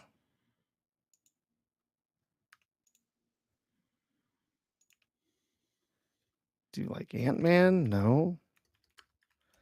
Ugh, it's going to be a pain. Ambiguous input. Okay, fine. You turd. Let's see. What do we have? I had another one over here. Oh, actually, yeah. Oh, okay. I've got another. Let me switch tabs here. Man, the Share this numbers tab. really have All to right. improve. They have to step Yeah, up I their don't know game. why the performance of their site is so poor. I mean, it's such a great site. I don't understand why they're run so poorly. So right now it's kind of hard to see because Quantumania does go out so far. But if we kind of zoom in on the early weekends here, so we can see right now it's not obviously not doing as well as Superman. That's the red here for up to this point. It's overperforming Ant-Man and the Wasp, but not by much. Just a little bit. The other, I think the blue line is that's Rebirth. That's Jurassic World Rebirth. So right now, at least domestically, we are seeing Superman looking to outperform Rebirth, but we'll see. But yeah, it looks like if you look at the comparison between Fantastic Four and Ant-Man and the Wasp, so Fantastic Four 128 right now, doing a little bit better than Quantumania. So Quantumania tapped out at 214 domestically for its final total, and then for adding in the international box office, so worldwide, it wrapped up at 476. Right. Yeah, that's what I feel like. I feel like low 500s, high 400s. That's what I think we're expecting from this movie. It's not gonna. I don't think this reaches 600s, 4 to 500, something in that range. That's what you're gonna get. And it doesn't surprise me. The movie, first of all, people are sick of the MCU, and the MCU has earned that. They've chased away their clientele. I've rarely seen somebody have such a strong brand.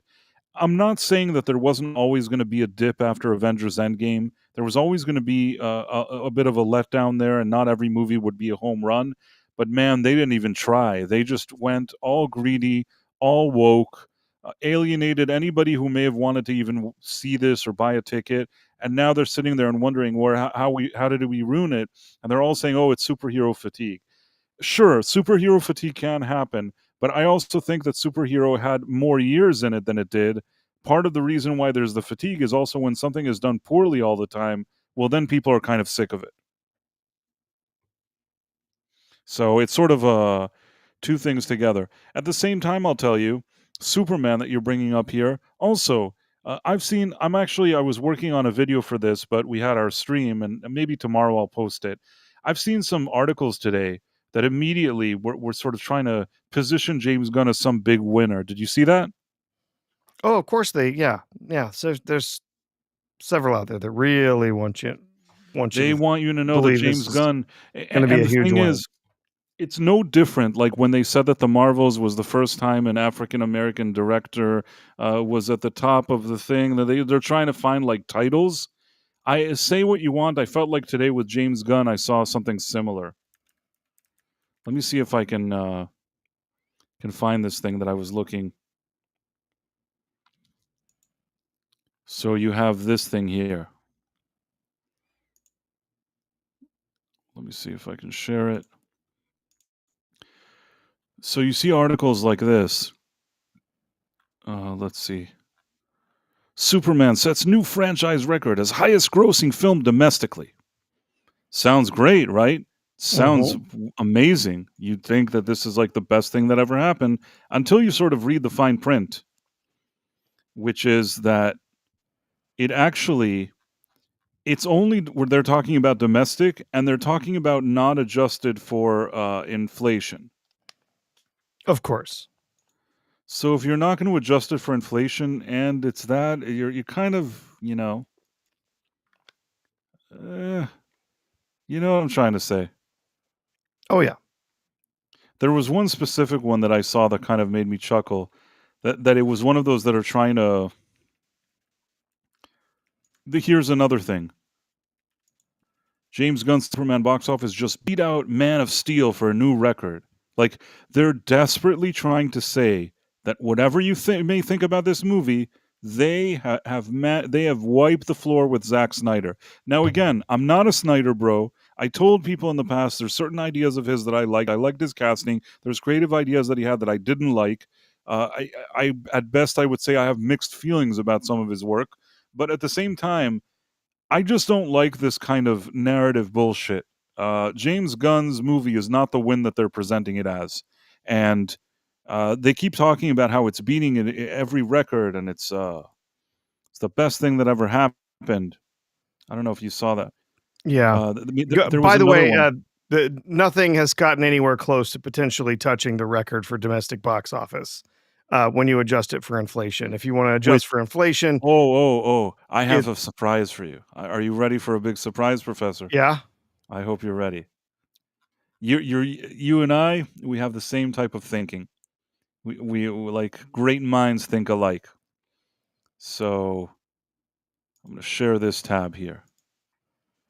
This is Superman movies adjusted for inflation, and I've put them in the order of who's like the best, like who's the most successful. I actually have to fix something about this table because I wasn't even going to share this here, but I did it anyways. So, are you looking at this? Yeah, you don't have any graphs there, so Mark D with a C will be a little disappointed, but that's okay. We got a spreadsheet. That's a start.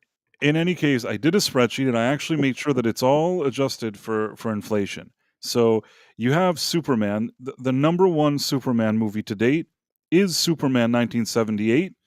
If you adjust the budget for inflation, it's 271. The worldwide gross is 1.484 billion, if that's adjusted for inflation. Without a doubt, Superman 1978 is the GOAT. Mm-hmm. And not only that, I actually think it deserves whatever accolades it got too, because they actually took a really big risk then. They were putting a ton of money into a movie that wasn't obvious that people would take seriously. And they really made an effort that you look at it not just as some silly thing for kids, but that you give it more reverence, that you treat it in a way that's more important and more meaningful. They brought really good actors, and they put together a production that took itself very seriously. I really always think that Superman the movie did a great job. Until this day, I think that. So you have that. The second movie, and some might argue that this is not a full Superman movie, it's the Batman and Superman movie. Regardless, the reason why I kept it in here, there's Batman versus Superman. The budget adjusted for inflation, 353, not a small budget. But if you adjust the box office worldwide, it's $1.175 billion. Now, admittedly, I had my issues with this movie. I'm not going to say that I liked everything about it, although there were certain things, a lot of visuals and ideas. That's what frustrated me about Zack Snyder's movies, that there were moments of them that I say, I like how this feels and looks, but then something would happen that would kind of annoy me. And I think that would be a lot of the stuff that I went through watching his movies. But regardless of how I felt, those movies weren't doing shabby box office numbers. Like you could throw him under the bus all you want, and you may like him or not like him, and it doesn't matter how I personally feel. He was making some money for Warner Brothers, and I think that they were really breathing down his neck and pushing him to continue to compete with like Marvel and catch up with them. I think that that whole strategy wasn't a good one. The third movie, again, Man of Steel, and like I've said, Pa Kent's death is a disgrace. There's other things there that bother me about the movie, along with stuff like Russell Crowe, which I enjoy seeing in the movie. So mixed feelings. But that movie, budget $311 million, worldwide, box office adjusted $924 million. Then you have the Justice League. Okay, that's a combination. Now the budget is 394 adjusted, but part of that is not Snyder's fault because, to be fair, because they did bring Joss Whedon, which reshot a lot of the movie again, correct? Yes. So that one is kind of a weird one. It's probably a movie that nobody's proud of, but I can't completely put that failure on him. Then you have Superman 2, which cost 191 million in today's dollars and made 675 million. So cost less than Gunn, but is making until now seems to be have made more. Maybe by the end Gunn will make more. I don't know. Superman Returns, 371 million. It made 625. I will say though that Superman Returns had an issue that all the years of development that they kept trying to do this project and failing and hiring Nicolas Cage and writers and directors and letting their contracts as lapse and all this weird crap, they probably lost a lot of money, millions and millions of dollars. And when they looked at the budget here, they considered all that money that was invested part of the same production. Do you remember that? Mm-hmm. So I guess what I'm saying is the number here of the budget is a bit unfair towards the movie. I'm sure it was still expensive, and I guess it didn't make the money that they wanted. But there's also a little bit of an asterisk here that I feel like the movie, it wasn't treated 100% fairly when it came to the accounting. Just putting it out there. Not a perfect movie by any means, in any case. Then you have James Gunn, 225 million, and it's adjusted because that's what's happening today. I don't even believe that it's 225 million. I think that's a bunch of bullshit. Sorry, Sean, but let's just say that that's what it is. And it until now has beat only 2 movies domestically. If we're looking for real, not those stupid articles that are all a bunch of crap. It beat Superman 3 domestically, and it beat Superman 4 domestically. That's the big win that you have. 3 and 4 were like diminishing returns. 4 was made by a studio that was going bankrupt. Ironically, because they had no money, they actually didn't lose a ton of money, even though the movie is like awful and it's such a cheap and awful production. Superman 4. Superman 3 as a kid, I enjoyed it, but I can understand why maybe it disappointed people. People didn't like that there was so much Richard Pryor and so much goofy comedy. Although as a kid, I didn't necessarily dislike it. But regardless of anything, even here when I look at what they invested and what they made and all that other stuff, it's not the worst disaster, I guess. But that's all he can say. He can say that if you adjust the numbers for inflation, he is in 7th place. Is that the win that these newspapers are bragging about, that he's in 7th place? Yeah, I don't know. They've repeatedly said that their number is 700. They need to make 700. That's going to be the success number. And I don't see it happening. I don't even believe that number. The reason why there's a lot of like going back and forth and a lot of people arguing about this is that at some point, James Gunn and Warner Brothers, they submitted an application to the state of was it Ohio? What did they do? There was a state filing thing in Ohio. That's not that's a non-starter because that's a thing where they say, hey, it's going to cost this much, so you need to give us tax credits, and so they inflate those numbers to get more tax credits. So I don't know that that's really a very reliable thing. See, the thing is, even if we say 225, we say we give them the 225, they spent at least 125 on marketing. The marketing much more than that. Much more than that. Massive. So even if we'll give them a generous the industry number of 125. The industry trades are saying that the marketing was 200 million. So let's say we let it slide. Here's what I think. Yes, you file it and you inflate the numbers and you want to get a tax break. But man, a discrepancy of instead of 225 to rights 363 does seem a bit over the top. I understand that they said that there may be an intern and a clerical error. It just sounds all very convenient. But I'll go with whatever you're saying. I don't believe it. I believe maybe it wasn't really 363 and maybe they were expecting to get some rebates or whatever it is. I don't believe that if you start with 363, you end up with 225. I just don't believe it. It doesn't work with my logic. No matter what you try to sell me, there's something about this story that doesn't ring true to me. But Well, whatever. I'm just saying, Bryce, let's take him at face value. Yes, I agree. Let's take him at face value.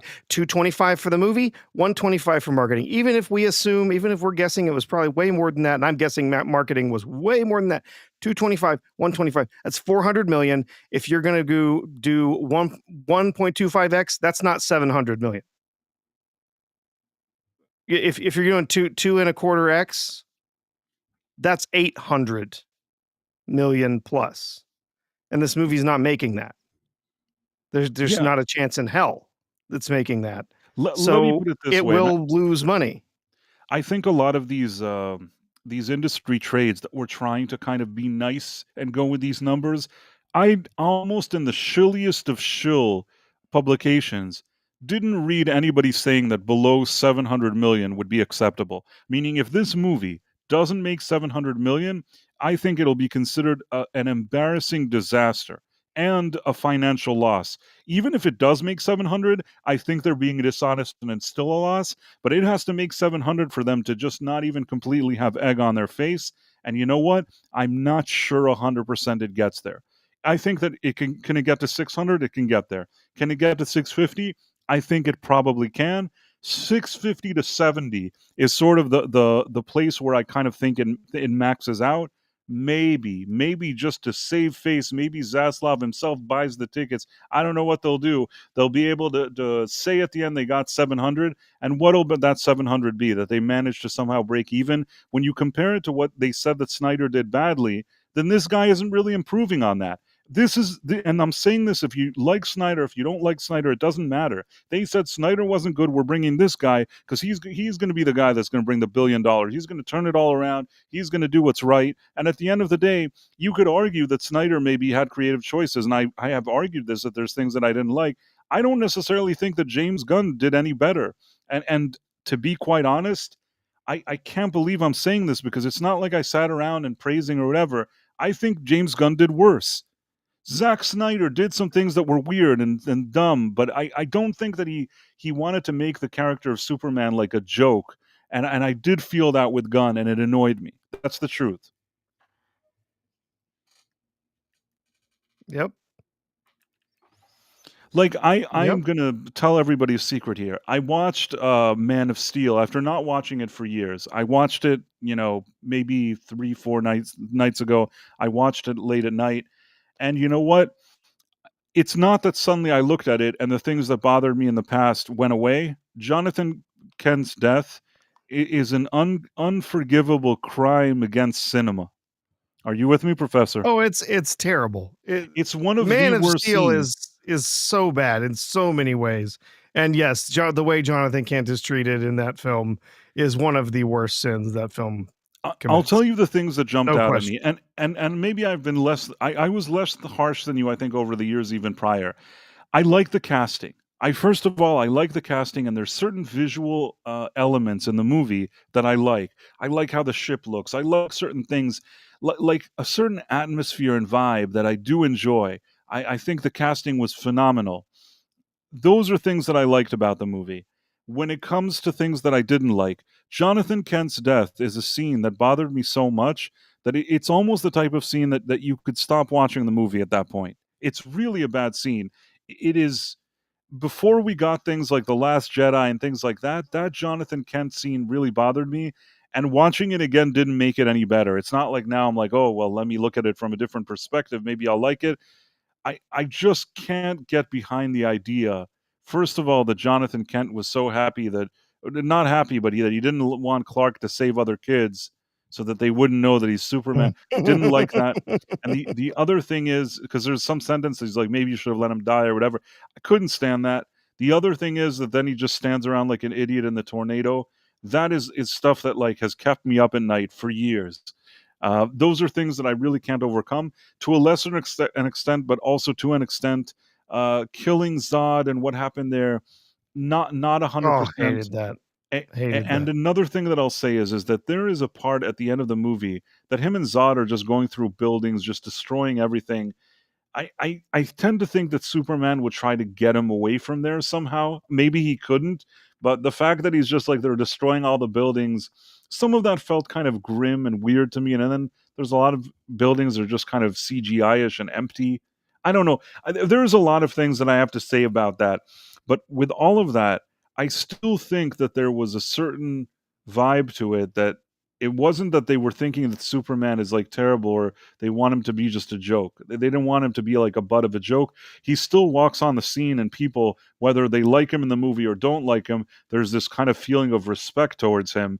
And that's really a minimum requirement for me. So with all of its flaws, I did feel that in the movie, and I did really like the casting, for whatever that's worth. Yeah, I never really had a problem with the casting, but it was everything else. That's fair enough. And it was a bit like if this movie of guns was too like fluffy and silly and stupid, maybe Zack Snyder's movie took itself a bit too seriously. One of the things I like about the Richard Donner one, which is to date the GOAT, is that I feel like at least if nothing else, he was able to find a balance between having moments where you take this movie seriously and adding a little bit of levity and giving Superman this kind of feel that he's masculine on one hand, but a bit wholesome on the other hand. He's very kind of smart, but a little bit naive. But he found the perfect balance to do it. And when he arrives on the scene to save somebody, and the music plays, and he's there, it's very kind of that's what you want to see in a movie. And I feel like maybe neither Gunn nor Snyder really were able to recreate that excitement for me, but I still think that Gunn wasn't I think that Snyder wasn't disrespectful in that way. He just made some poor decisions. Whereas Gunn, I didn't hate Gunn when he did those Guardian movies and things like that, but I really can't get behind his Superman. That's the truth. I really have an issue with it.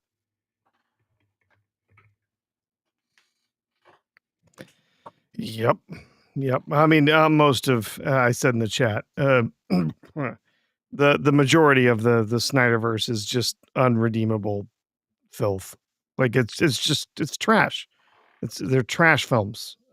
They're poorly made, terrible characterization. It's yeah. And all I'm saying is, you like Snyder, you don't like Snyder, you like Gunn, you don't like Gunn. Whatever the newspaper, like the papers and the media and whatever is saying, is just a bunch of bullshit. I don't think this is a big win. It's not a big win for Warner. I think that at best, at the end, they'll be able to say that it kind of did what Snyder did. And if all this happened, if all the bullshit that they did at the end, they just replaced one person that they claimed wasn't doing enough for them with another person who seemed to also not be doing what they wanted, then I don't think, maybe that's what they did, and it's fine. I just don't like this thing where the media tries to twist it around and sell me all these stories. Superman is not a success until now. It's not a success, and I'm telling you that even with 700 million, that's going to be like a saving face situation.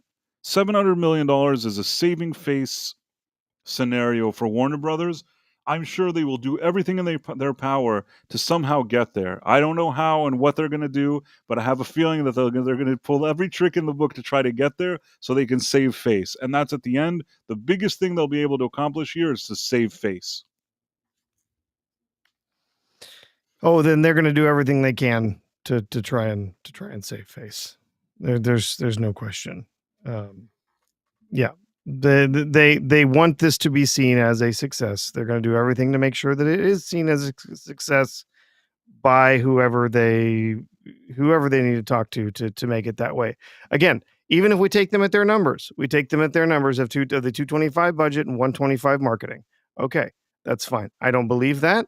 Never did. Don't believe it when Disney gives me those numbers. Not believing it when Warner Brothers gives me those numbers.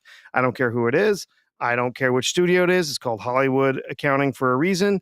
I'm not believing their numbers. They always underestimate those numbers. They're always a lie. Doesn't matter what, Disney is the worst about it, but they're all lying.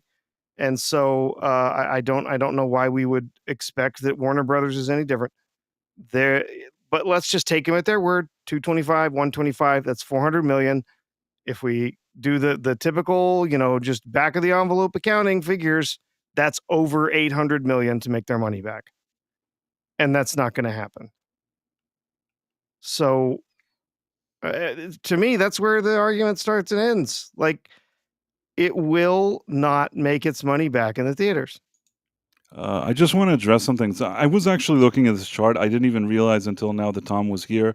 They're saying, stop avoiding Tom from Midnight's Edge. I'm not avoiding him. Man up and debate the issue live.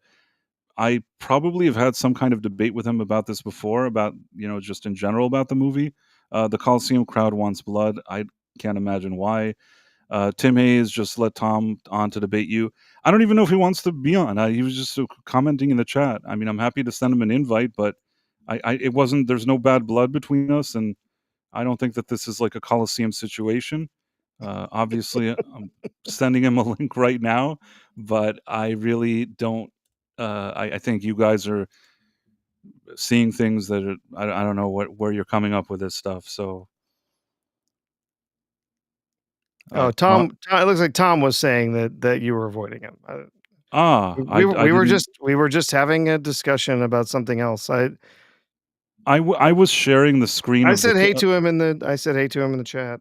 I was sharing the screen to the table of the thing, and I was going over it. So anything that was happening in the chat, I wasn't looking at because I just had the screen up. So wasn't anything on purpose or anything like that. And my apologies to Tom for not seeing the message sooner. So sorry about that. In any case, that's all I can say is that I personally don't think that this is a big win for Warner Brothers. Yeah. At the end of the run, we'll see. We'll see what kind of thing it is. Yep. And I was also instructed by the Rumble chat to let you said you didn't know who Victoria Pratt was. So I still don't know. So she's a Canadian actress, fitness model, and author. And I guess she was in the old Mutant X series. She was also in Xena, Warrior Princess, for a while. Anyway, they were saying she's gonna look. Sydney Sweeney's not gonna look as good as her when she's 55 years old, and she's quite the lovely woman. Yes, Victoria Pratt is a very, very, very attractive woman, even in her 50s. But I guess she's a fitness model, so I'm sure there's a lot of her life spent staying in shape, which it shows. I haven't. I looked at a few pictures. I don't know. I don't know what they're saying, but from what I could look, I think that Sydney Sweeney looked more interesting, and yeah, it's fine. And I don't know what more to say about like Superman and both Fantastic Four. I think that both of these movies are at the end of the day mediocre. Both of them are underperforming, and both of them at the end will be ultimately considered a disappointment, at least behind closed doors. Maybe both Feige and James Gunn are going to explain why it's the best thing that ever happened. But I think that behind closed doors, both of these movies will be seen as a disappointment. And in addition to that, the only movie that's going to come out sort of on top here is probably Jurassic World. Even that one's not going to make as much as Dominion did or some of those previous ones, but somehow they made a movie that annoyed people less than other movies. And I've been thinking to myself today why Jurassic World was doing better. And beyond the fact that at this point people just like seeing dinosaurs on screen, I think we all know that. But the way I see it, and this is the best way I can explain it, like the series Friday the 13th, Professor? Mm-hmm. Sure. You have like the first movie, okay? I don't know if you've seen the first movie. Have you seen it? No. You haven't seen it? In any case, I think that the first movie, they're all kind of these slashery type of movies. The first no, wait. Yeah, the first. Yeah, I've seen the first one. So the I first have seen one, the first one. I've only seen bits and pieces of the rest. That whole genre just is not my thing. Like I don't really like horror films that much. Slasher films are okay. I mean, the slasher films I understand the appeal of them. They're kind of absurd, and I can kind of understand that, but it's not a genre that's ever appealed to me. So I've watched a few of them here and there. I think I've seen the first couple of Halloween films as well, but it's been a long time since I've seen them. uh, yeah, so the reason why I even brought it up is forget about what you like or not. I'm just trying to say that that first movie had a bit of a twist in it. It had a little bit of an intrigue in it, and it was the first one, and it did something before it really, there were a lot of other ones. Now, I think Yeah. that the first Jurassic Park movie is a much more elaborate, complicated, sophisticated, and cool movie than Friday the 13th one, but the pattern that I see with this series reminds me of the pattern with the other one, because even though only that first movie really has, like, I would say, like, kind of merit, the first Friday the 13th, by the time you reach like Friday the 13th 3, 4, 5, 6, 7, he's in New York. Who the fuck knows? And you're thinking to yourself, who's even going to watch it? Who's going to go watch Jason in New York? And you know who went to watch Jason in New York? Me. Why did I go see Jason in New York? Who the fuck knows? Because I was already used to seeing those stupid movies, and he comes out with his mask and his axe and whatever it is, and I just sat there, and for some reason, it amused me to continue to sit and watch this crap over and over again. And probably if tomorrow they make like another movie, not that shitty reboot, but I don't know what, they make another one in the series that's sort of canonical to this crap, I'll probably sit there and watch it as well, even though there's no good reason for me to do that. And I feel like the Jurassic movies have entered that zone. You don't know why you're watching it at this point. It's not going to be better than the 1993 one. The 1993 one is like a classic, a modern day classic. It's brilliant. Everything that comes afterwards is varying degrees of shit. But you know what? If you already enjoy that feeling of sitting in the theater and watching some dinosaurs, it'll do what it does. And I think that that's the kind of audience that it's built. Also, the same way that they had those Transformer movies that kept on making money. Why did they keep making money? Because people were like, fuck it, I could see some robots on screen. And when I say people, I say myself. You know what I mean? I sat there, couldn't tell you. You could edit together, like, after the first one, you could edit all those movies into one movie, and I probably wouldn't even notice that it's not the same movie. Maybe because Megan Fox isn't there anymore, and maybe because they like booted out Shia or whatever, so I'll know. But I mean, with the exception of that, if you just show the robot parts, I probably wouldn't even realize what the difference was. And I like seeing robots on screen. So sometimes you manage to capture the market in that way. That's, I think, the strength of Jurassic World. It's not necessarily a great movie, but even when I did my review for it, I said, it's stupid, it's ridiculous, it's preposterous. I said like a million things that I didn't like about it, yet I gave it like, something in the 60s. Because I said, with everything that I'm saying now, for some odd reason, I still had a pretty good time watching it, as bad as it was, which is a strange situation. I can't even explain it to you. What It about was Jason everything. X? Were you in the theaters for Jason X? Jason X, was that the one that he's against Freddy Krueger? Or is that the one No, that that's he's in the one where he's in space? space. I think that I that's the one that I jumped off. And you know what? They strayed from the formula.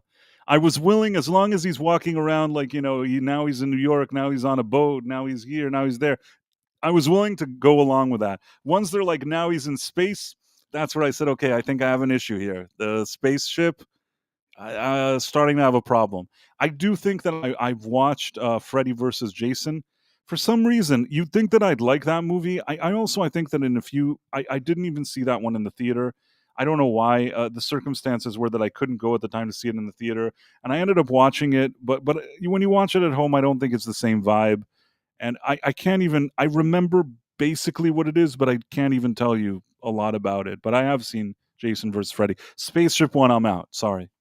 Yeah, see, Jason X. I always ask. I actually remember seeing part of that one. I was at a friend's house, and they had that one on, and it was literally one of those situations where you're watching it to make fun of how terrible it is. It was that kind of a situation. It, And man, was it absolutely awful. Empress and M said, I like a good atmospheric horror. Alien, The Thing, Event Horizon. Absolutely. No, those are appealing to me. Alien, still one of the most effective horror films ever made. It's incredible. The just the tension that's built through all the different scenes, the characters, the threat of the alien. They show you so little of it, and when it's there, it's absolutely terrifying. And the Thing. Oh, great movie. I was not a fan of Event Horizon, and a lot of people love that one. I did not. That one did absolutely nothing for me. But that one really came across as more of the traditional horror splatterfest kind of thing, which didn't do anything for me. But Alien and The Thing, both absolutely fantastic films. Yeah.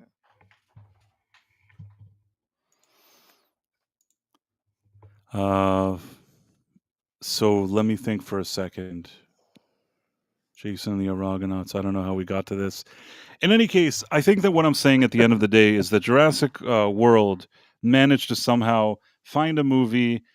The other thing that I'll give Jurassic World that it did that it was smart, in my opinion, is that it doesn't rely on you to really remember what happened in any of the other movies. This one. Did you see this Jurassic World? Oh no, I haven't seen any of them since the second one. The And that's a second wise. Jurassic. Yeah, the second Jurassic World. It was so boring. Literally, my wife was ready to give up in the middle. Like if she's ready to ditch a film and walk away, that's got to be pretty damn boring because she'll sit and watch, a lot of stuff. She doesn't have the same instinct for like BS that I tend to have, right?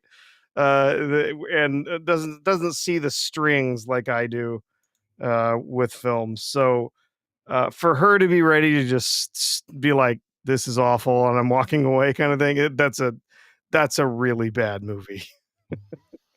Yeah, I mean, the thing is that the one thing I'll say is I went to Jurassic World Rebirth, and I thought to myself, man, all these sequels, I don't even remember what happened in them. Trying to remember who did what and why they were going here, and who went where and why. And there was a clone girl, and the dinosaurs were flying around, and then the original cast members came. And I'm thinking to myself, I really hope that this movie is not forcing me to start remembering what happened in a million other movies, because it's really a lot to ask of me from this type of movie. Kudos to them. Didn't really make you think about anything. You could have not seen a movie since 1993, like the Jurassic World, this new one. You could have not seen a movie since then and just sat here, and it would have been fine. And for whatever it's worth, I wasn't bored. It had writing that was dumb and stupid.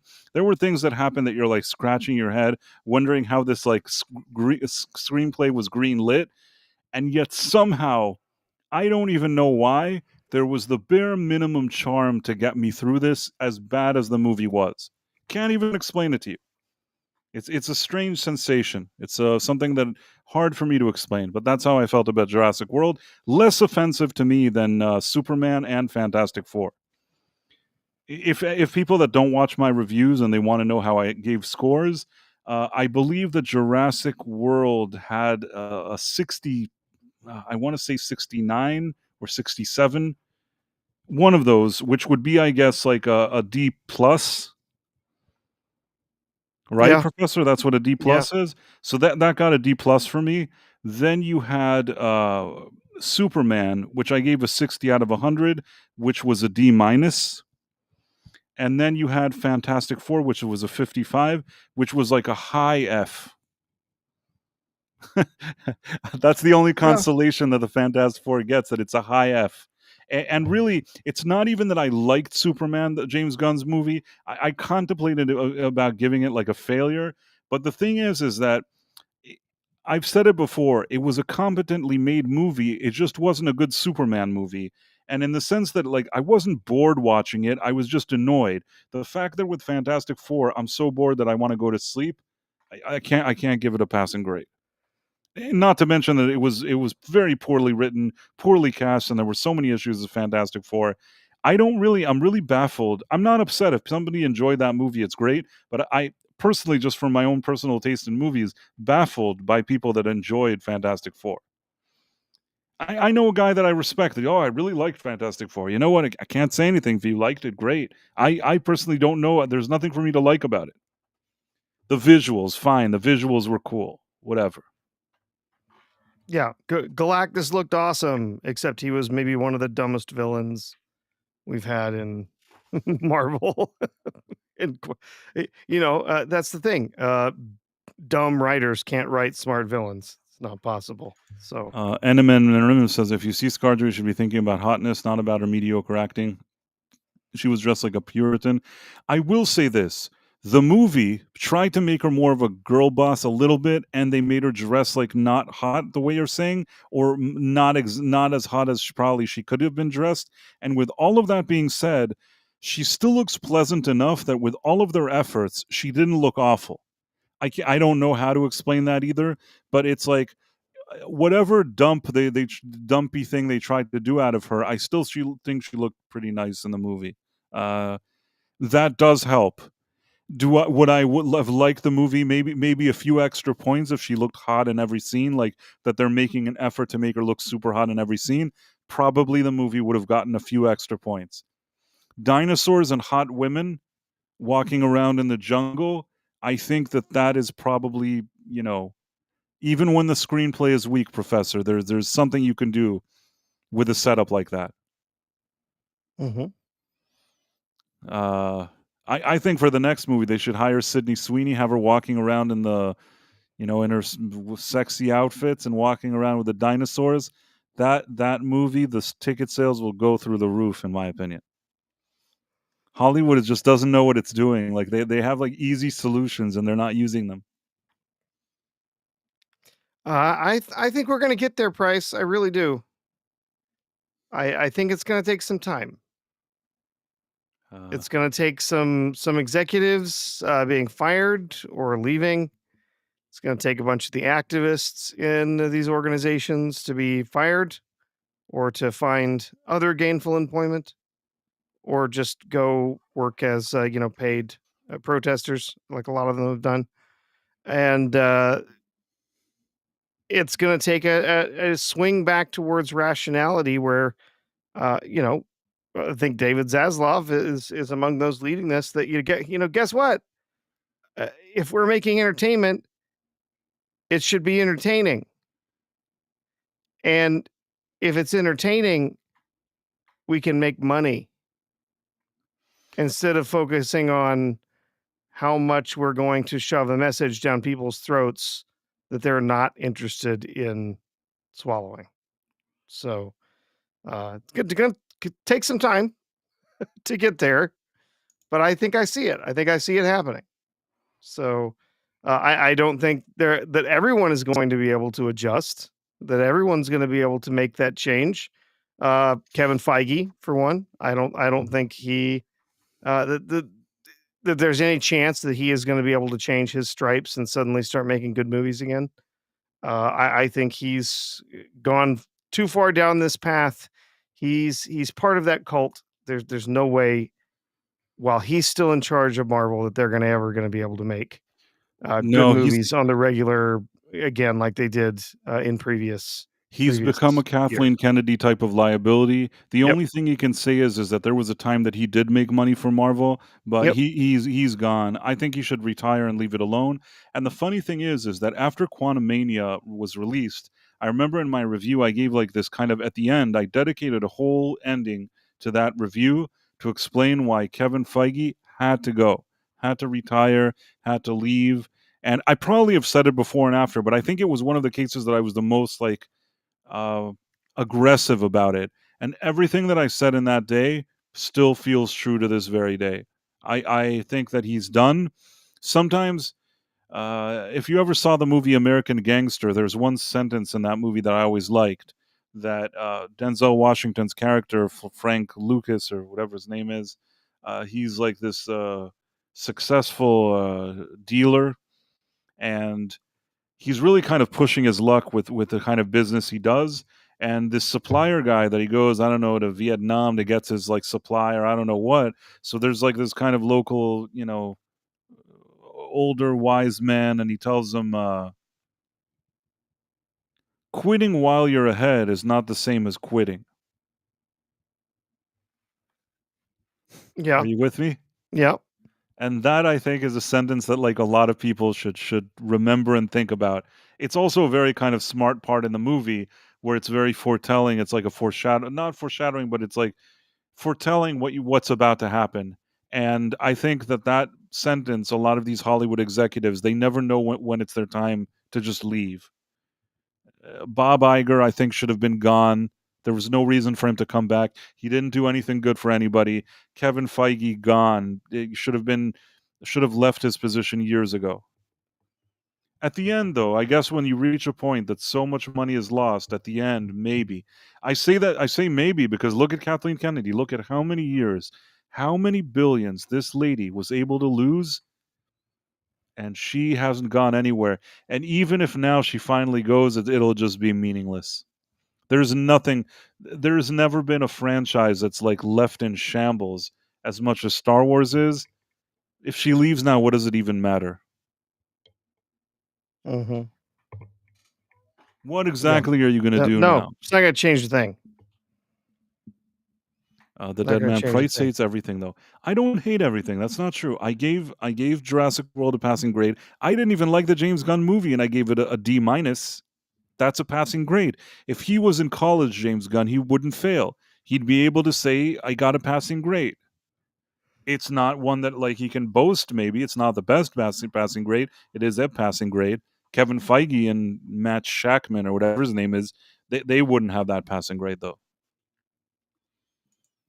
Joss Whedon.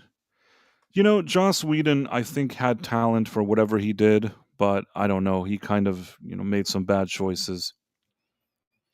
Bob Iger, Tim Hayes says that Bob Iger is an asshole that Sapphire needs to make fun. They did make fun of him a bit. I think they were a bit kind to him, but they did make fun of him a little bit. They did indeed. The Pander Stone, I mean, all the stuff that's happening in his boardroom, I think that they, took a swing at him when most people didn't. I'm not suggesting that South Park doesn't take good swings occasionally. What I was saying before about Trump is that I would have liked to have seen that passion from every president. If they sent in that to every president, I think that it wouldn't be as obvious now that they're sort of going the extra mile for him. But like I also tell you, it's not that I have like pictures of him on my wall, and I really am that passionate about politics to begin with. I just like more equal offenders, and I feel like South Park used to be more equal offenders, and what I saw recently didn't feel as equal. And to make matters worse, it wasn't so funny even by their own standards. So that wasn't a great combination. I'm not saying that I won't watch it. I hope that their episodes will be funny. I look forward to like a Charlie Kirk parody that Cartman is Charlie Kirk. I'm totally open-minded to see that. Could be funny. Who knows? Listen, on their day, if they want, they can make me laugh. I hope that they do something funny. The fact that Cartman is Charlie Kirk is already mildly amusing when I think about it. I just hope they do something funny with it. That's all I can hope for. I think he's going to be starved of woke, and so he's going to be going out to places to try and find get the woke people to come out and entertain him by coming out and questioning him. Timmy says that's a joke, Bryce. I understand that you don't hate everything. Oh no, it's okay. I wasn't offended anyways, but yeah, no, I mean, sometimes I get comments on my videos. I looked at your thumbnails. You don't like anything. You don't watch my videos.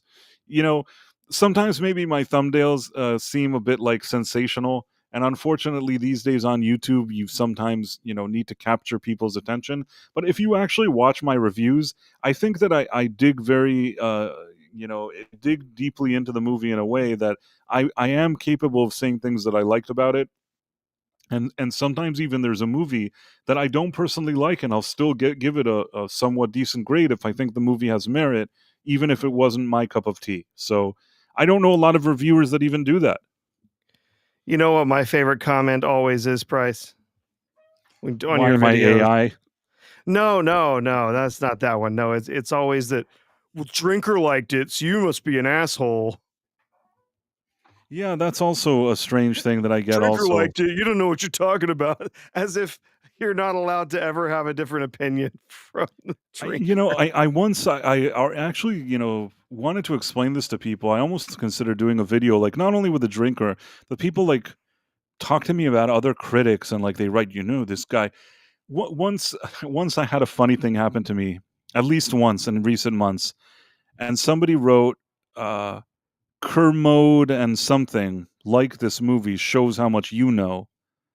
And I'm like, who the fuck are Kermode and something? It was like two names.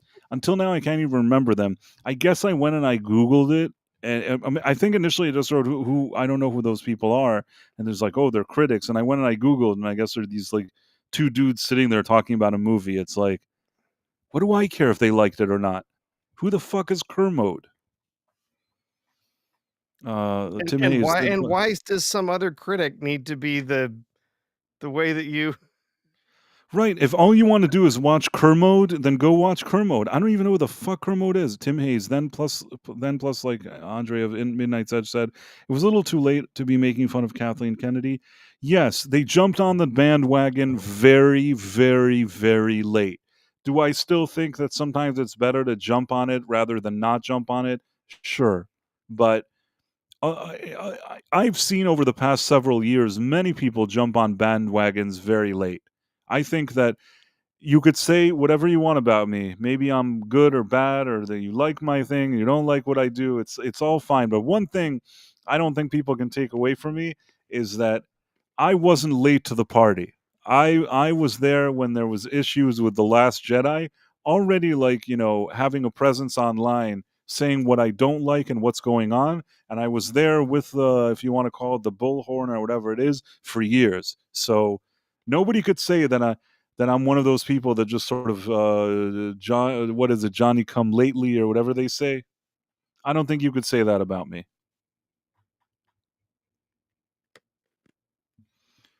Who's Kermode, though? I want you to tell me who Kermode is. Now I'm going to Google Kermode. Okay, Kermode and Mayo.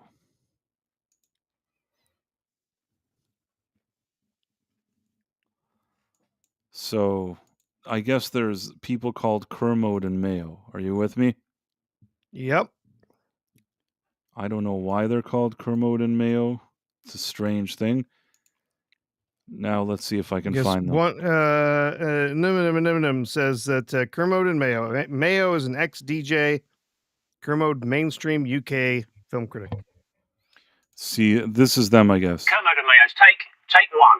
Hello, I'm Simon Mayo. And I'm Mark Kermode. We wanted to tell you about our new podcast. It's all about, it says here, cinéma, in the French style with an ear-cute accent. Film de Michael Bay. Yeah, so pretentious twaddle is what it is. It also says, we're the only movie show that matters. Fair enough. A little bit arrogant. No, it's fine. Also, what is a marketplace of ideas? I think it means that people can get in touch. Well, say that then. Yeah, but read line 4, which I like. You're the world's most trusted film critic. Followed by line 5. Yes. National treasure, Simon Mayo. Also National treasure. Okay, too much laughing. Also, we need to tell everyone that it's not just about film. No, it's also about Methodists, punctuation, Thunderbirds, and your terrible dad jokes. No, what I meant was, it's also about the very best of TV too.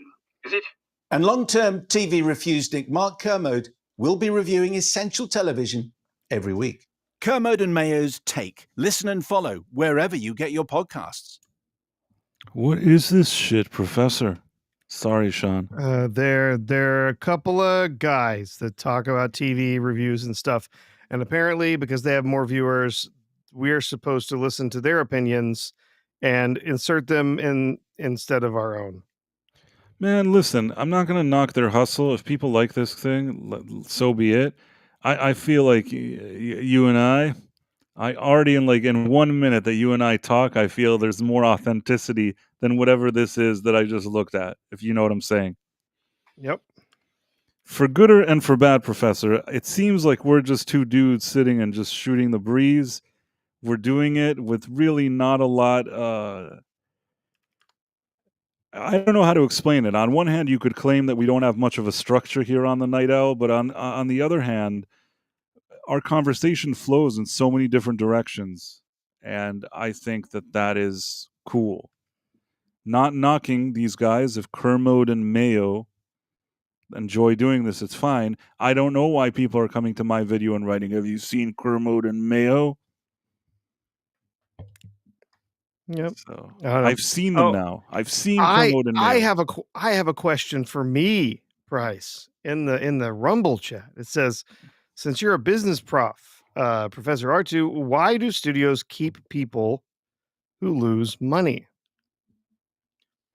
Well, it's actually pretty straightforward. When you talk about something like that, in business terms, what you're expecting is what we call in economics a rational actor, someone who would act rationally on some sort of stimulus. So, oh, we lost money, so we should change the way we're doing things so that we make money. Studios and studio executives are not rational actors. Most of the decision making that takes place inside of studios is based in politics, social power dynamics, all kinds of stuff. It is not based in what's going to make us the most money and should I change behavior if I'm losing money. That's not what actually changes things. So they make it's more gambling. They're betting on horses. They're betting on this executive to make good decisions. They're betting on that executive to make good decisions.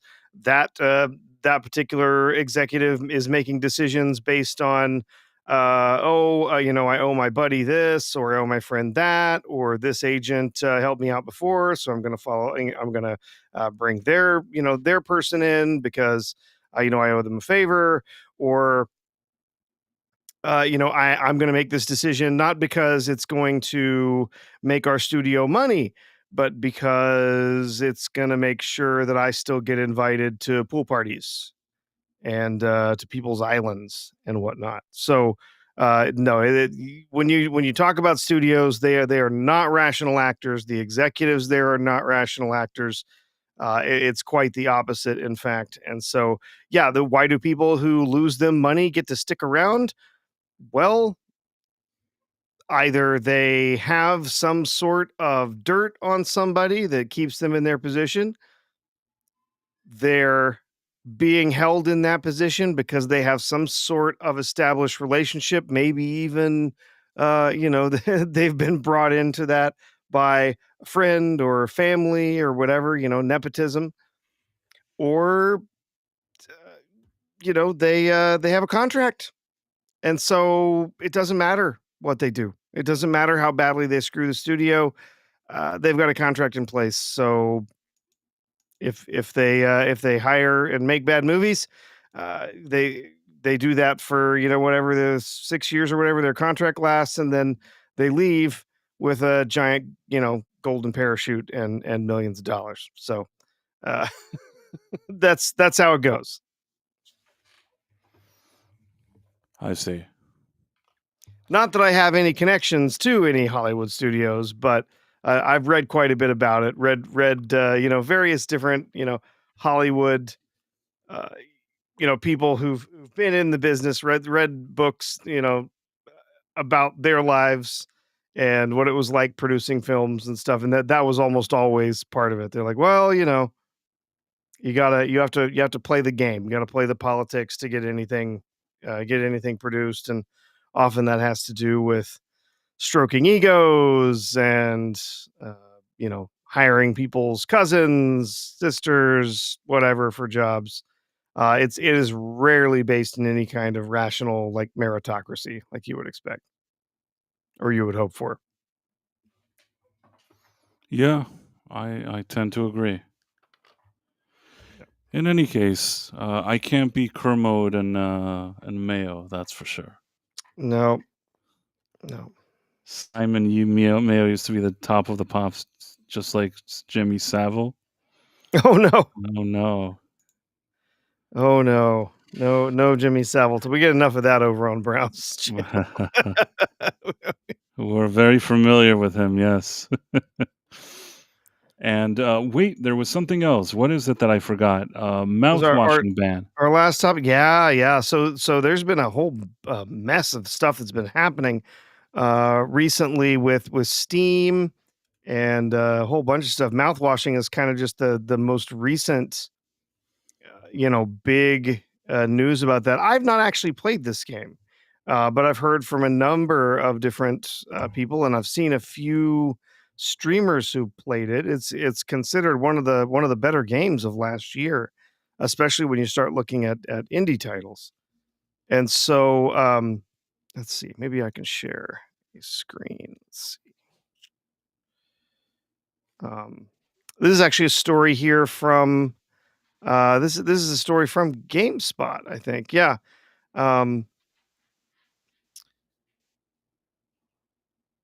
Saying that, it looks like there's an update saying itch.io responded to mouthwashing has not been indexed since well before the recent sweep of not safe for work games.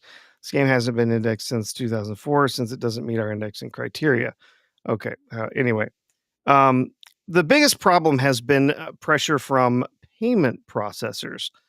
Where basically groups, there's been a couple of different groups that have been part of this. The biggest one was this group called Collective Shout that have been pressuring not just game, distribution companies, but also specifically payment processors to start acting essentially as their own government, so they can hop in and they can just say, well, if you don't follow our rules, then we're not going to process your payments anymore.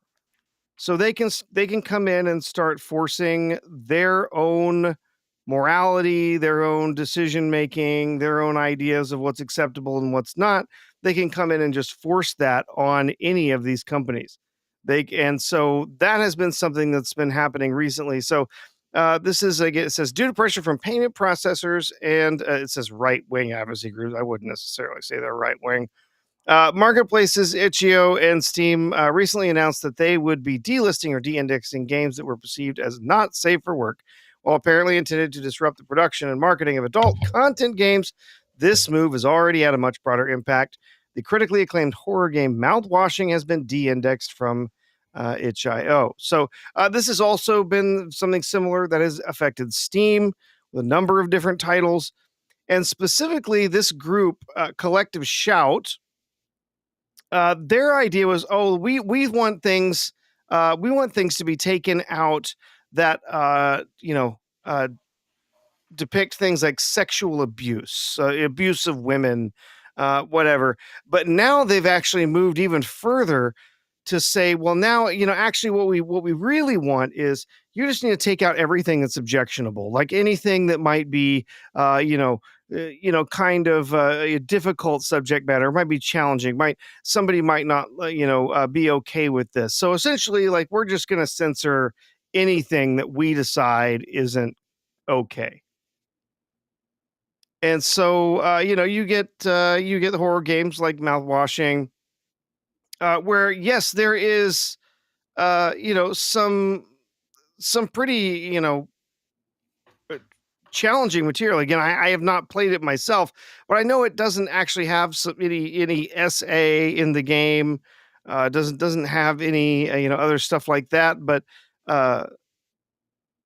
they've they've essentially started like taking games off of these storefronts, including games like Mouthwashing. Because they're just they're too objectionable, and so now the payment processors just get to decide what's actually going to be allowed to be purchased or sold on these platforms. So this is actually really disturbing when you think about it, that payment processors can just be this de facto censorship regime to just decide, well, if you carry games that we don't like, then we're just not going to allow you to get paid. Seems pretty bad, don't you think, Price? Yeah, I think everything you just said sounds awful, actually. So yeah, most recently the people have noticed because there have been a lot of games that have been taken off. Some of these were clearly very, very adult games, where there were things in there that were pretty questionable, right? Where Yeah. you could assault a woman or whatever, as part of the gameplay, stuff like that. That stuff is kind of disturbing, that there would be games that would be that would be made for that kind of thing, and that there's even a market for that. That's kind of disturbing. But the on the other side, now they're saying, well, now if it's there's something kind of objectionable in there, it's a little too much. Well, so what happens when they decide that you know what, payment processor decided you can't sell Wolfenstein because you're not allowed to kill Nazis? Yeah, I mean, it's all Right. a slippery slope. I mean, on one hand, there's certain things that you admit that may be bad, but then if you start, what is it, throwing the bath with the water, Yeah, baby with the baby with the bathtub? bathwater. Yeah, baby with the bathwater. I'm the worst. Yeah, but it was something like That's that. all right. Yeah. So this is, it's some pretty wild stuff. So, they've been trying, some companies like Steam have been trying really hard to resist, saying like, no, you know what? We're going to put tags on everything. Everyone's going to know the type of content that's in here. Yes, there's certain types of content we're simply not going to allow. We're not going to allow you to make a game where you can go into a school and shoot it up. You can't put that on our platform. We're not going to allow that. Certain types of violence, certain types of things, where you can't publish that on Steam. But for the most part, it's all right. You can have a lot of different stuff in there. But now you've got these groups that are pressuring, because Steam has been very resistant to say no. This is free expression. They can make this game. It's got a message to it. It's there. They can make this game and they can sell it, and we're going to put plenty of tags on it so everyone knows what's in it. But yeah, if it's not safe for work, well, it's not safe for work. Everyone knows it's not safe for work. They can spend their money on it if they want. But now to have the payment processors jumping in to where they're saying, well, nope, you're going to start following our rules. You're going to start doing things our way. And if we say, no, you can't have a game, that where you shoot Nazis, or no, you can't have a game where there's some, challenging issue. They could decide maybe there's a video game that's, like a courtroom type thing where you have to present evidence or whatever.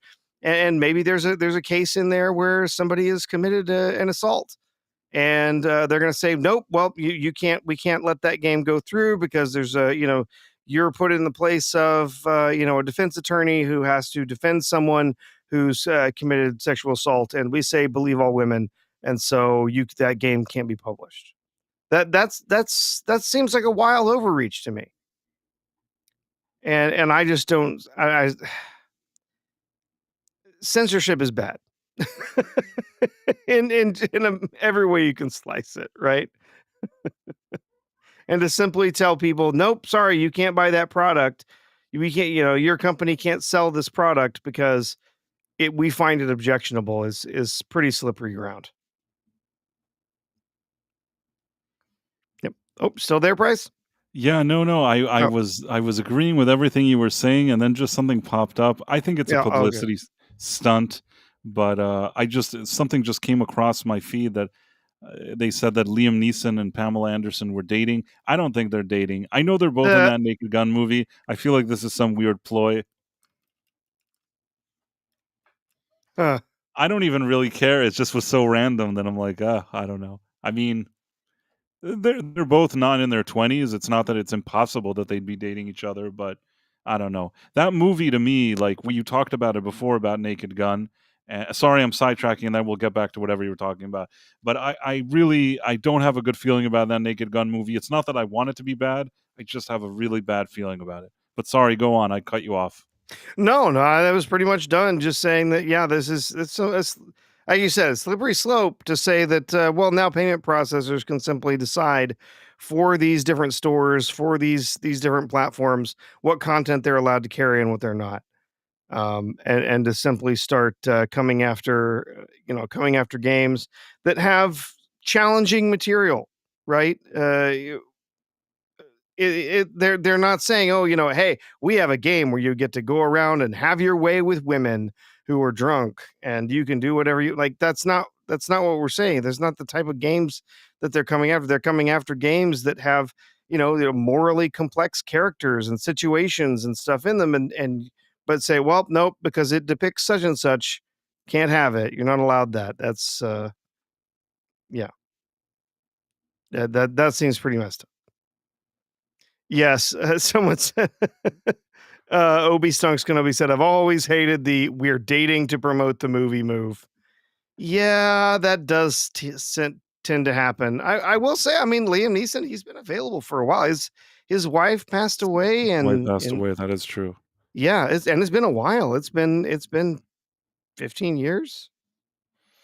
I mean, I couldn't blame him if he's like he's Yeah. 73, she's 58. If he's 73, he's going out with like a 58-year-old Pamela Anderson. It's not a bad move for Liam Neeson. There's worse things that could happen to him, I suppose, but I don't know. I'm not sure that he's actually. I suspect that this probably is not a real thing. It's Promotional more just stunt, maybe. Yeah. It's just they need somebody to say something about this movie. I don't think anybody really. It's not the romance that everybody like was craving or anybody cares about. But if it could get a few headlines and people are talking, maybe they'll talk about their movie. It's not the worst publicity stunt I've seen, I guess. Yeah. At the London premiere, Anderson kissed Neeson on the cheek, and during a recent appearance on the Today Show, they playfully pretended to kiss, further fueling romance rumors. That doesn't sound. No, that sounds like a, they're just playing a game here. It's Yeah. fine. I don't really care. I mean, that sounds flirtatious. Okay, that's fine. Nothing wrong with that. They can be flirtatious. I mean, this is also Pamela Anderson here. yeah, I don't know. By So, the way, there's a video on my channel that does pretty okay with that. I did this. I can't even remember the last Showgirl. What's it called? There is a movie with Pamela Anderson that came out in the past year, and I went to see it. I don't even know why I went to see it, and I did a review, which I also don't know why I did. Relatively speaking, more people than you'd think have watched that review on my channel. I'm not 100% sure why.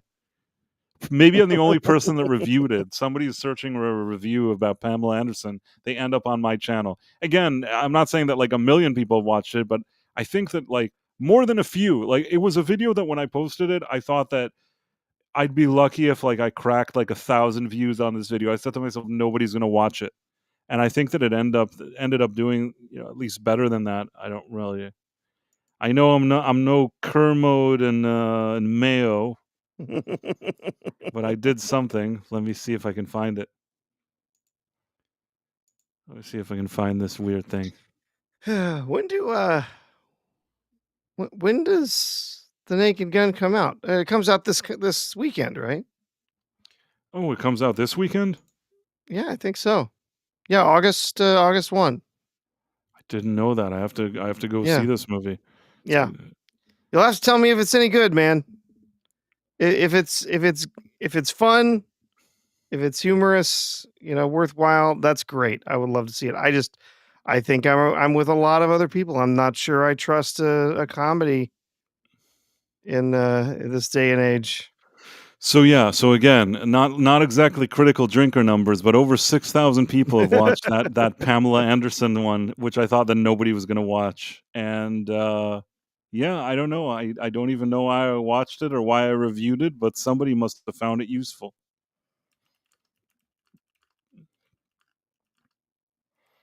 I'm curious when the embargo drops.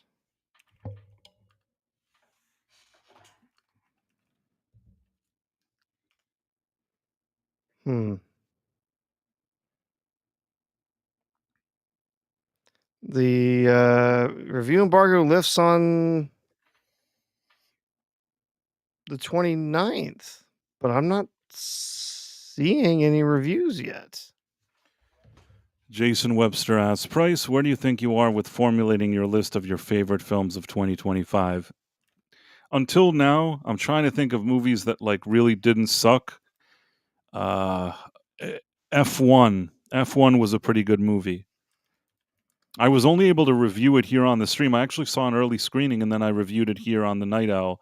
Didn't even have a chance to do a proper video, which I regret because I enjoyed the movie.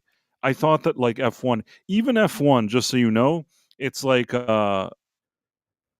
it's something I would give like an 80 out of 100 because I'm very stingy with scores. For me, something in the 90s has to be like Back to the Future or Mhm. The Godfather. You know what I mean? I don't quickly give out like 90s.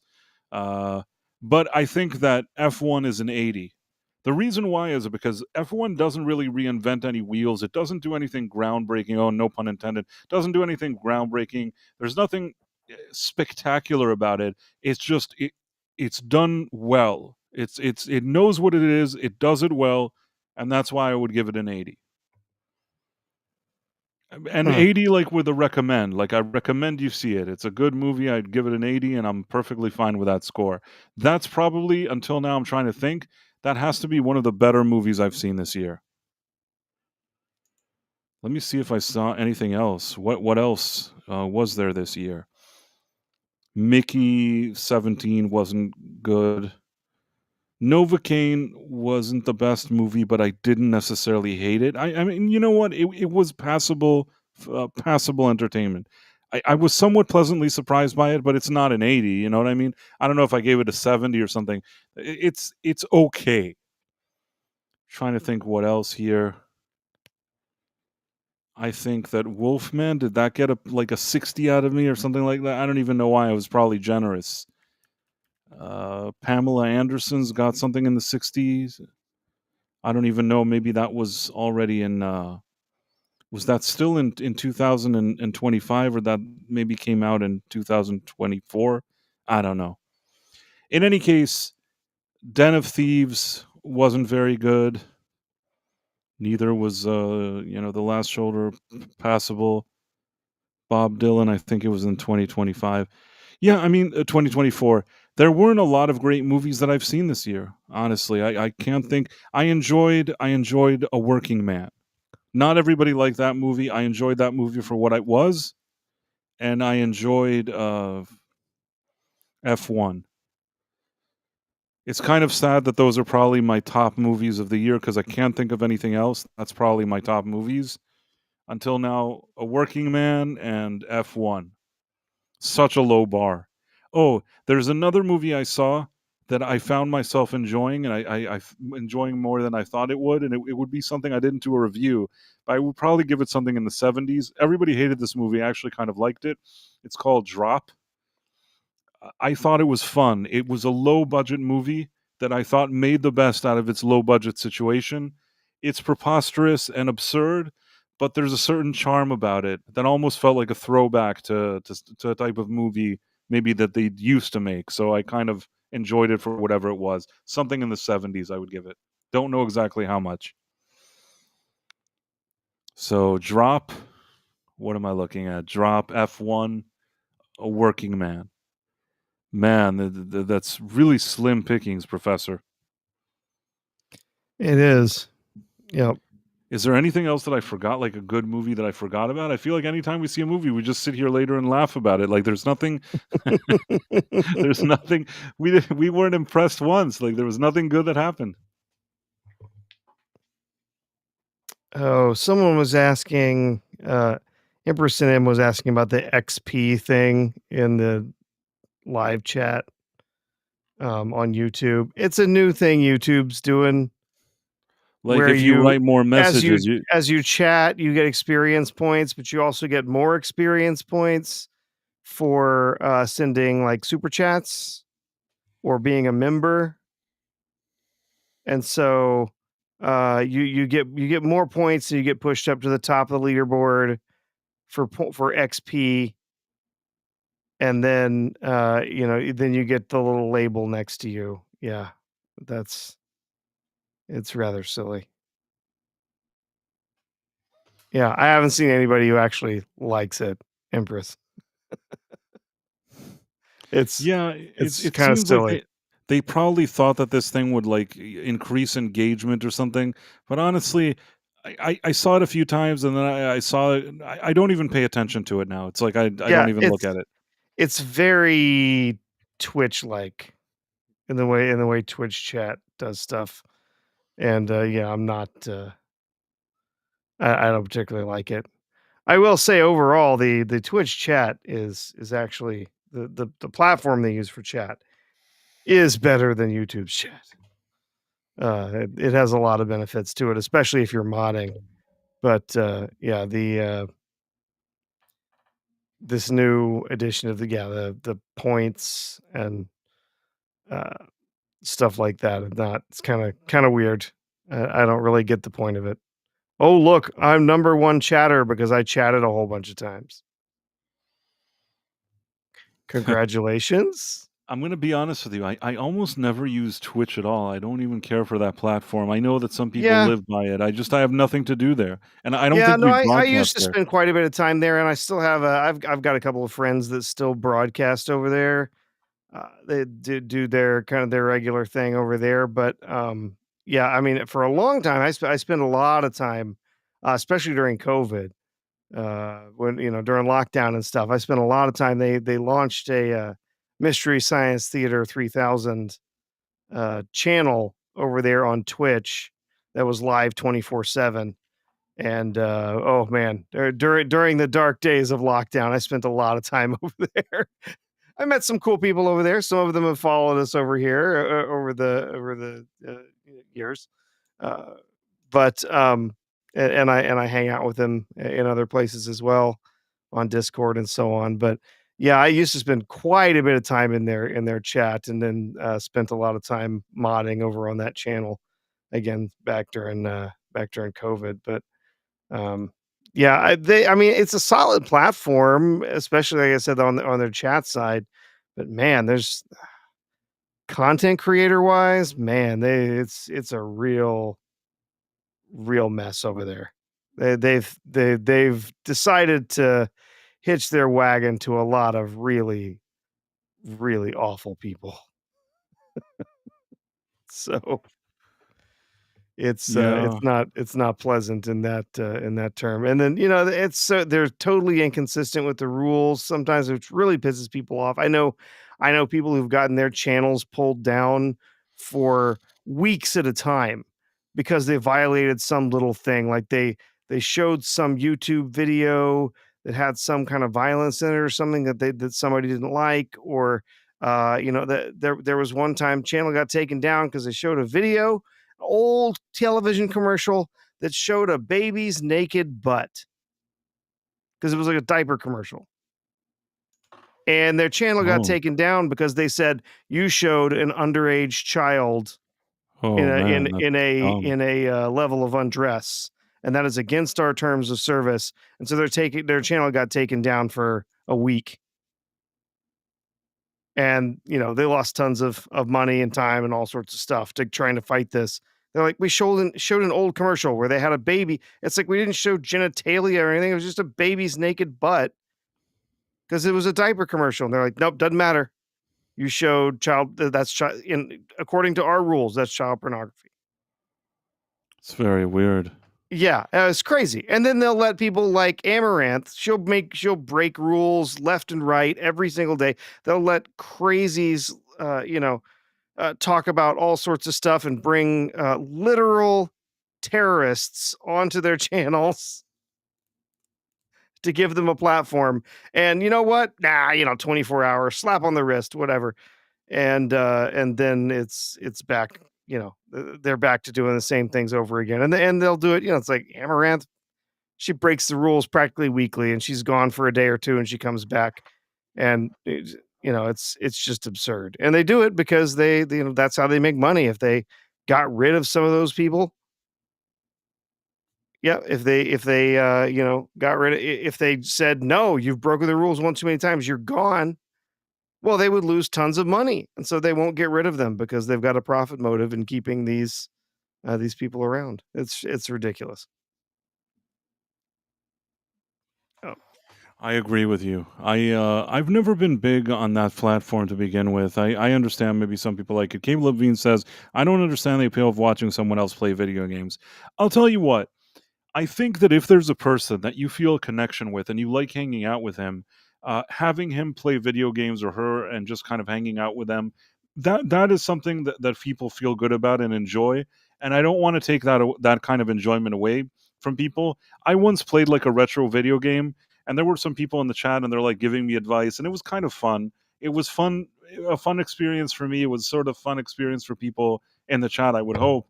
I don't do that every second. Honestly, it's not something that I do every second, but I'm open to it. It's not, do I myself sit around a lot and watch other people play video games? Not usually, but I'm not knocking it. I like playing video games, and if people wanted to hang out with me and it was done kind of in this cool way where it's laid back and we're all having fun, it's not a bad thing. I guess what I'm saying is I'm not hating on this idea, even though I myself, maybe I just don't even have time. I don't really, if I already had time, I'd want to play the video game myself. I don't have time to watch somebody else play it. I'd actually want to play it myself if I could, and I don't have time for it. Oh yeah, that's one. My son, watches some gamers online playing stuff, and then he'll ask, "Oh, why don't you check out this guy play?" I'm like, "No, if I'm going to enjoy the game, I'm going to play it myself.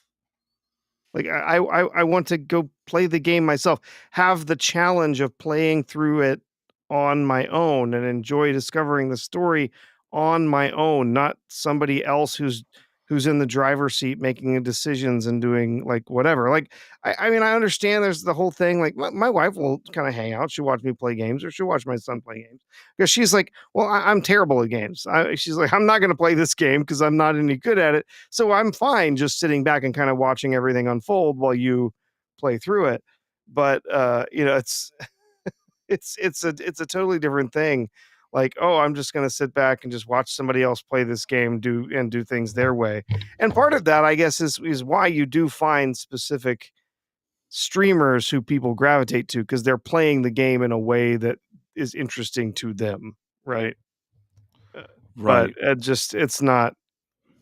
it's never something that's been interesting to me to find a Well, just sit down and watch somebody else play their way through a game. Now, if I'm interested in a game and I want to experience it, I want to play it myself. that's the way I am. I'm greedy. I'm a greedy jerk, and I want to play the game myself. Caleb Levine says, Price, I like you and R2 and most of the chat. Would not sit and watch you guys play video games.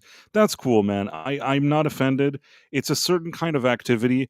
I think that the stream that I did, I don't know if this interests anybody, but the stream that I did, I chose some very old school Nintendo game. It was like me playing Punch-Out or something. Some people in the chat were at least enjoying the nostalgia element, meaning it had a nostalgia vibe to it. Just watching some old game from decades ago was kind of fun for whatever it was. But yeah, it's not for everybody, and B, couldn't blame anybody that felt one way or another about it. I'm greedy. I Yeah. like playing games, so I did Yeah. that, and I'm happy. I honestly I've thought about it. I have a huge backlog. I've got a ton of point and click adventures. That's something that I just grew up on. I love that, like the LucasArts point and click things, like Secret of Monkey Island, a bunch of those. Like I've considered like streaming some of those and spending some time like playing those online, streaming them. People can come hang out and watch play these classic games. And the truth is I can't find the time for it, man.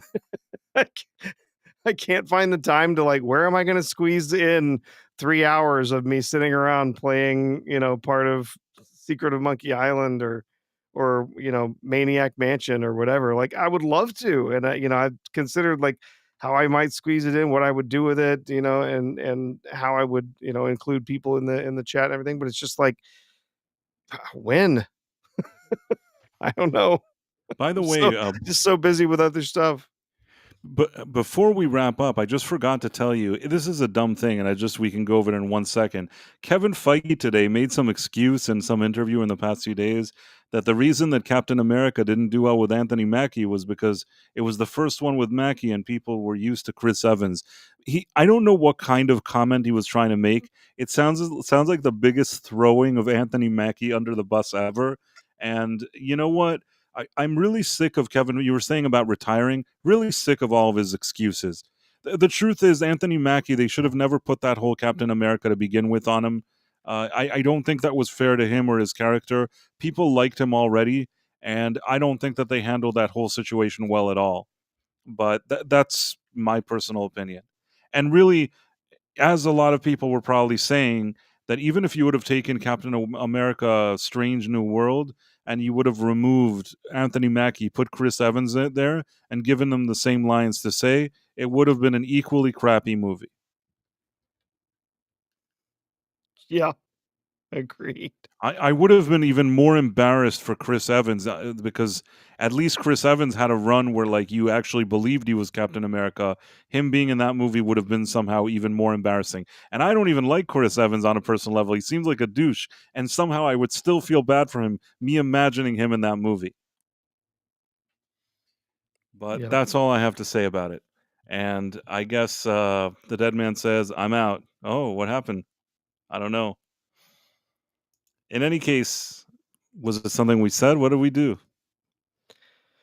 Oh, that's okay, Bryce. I think it's time to wrap it up anyway. You want to say our goodbyes to some friends? I can.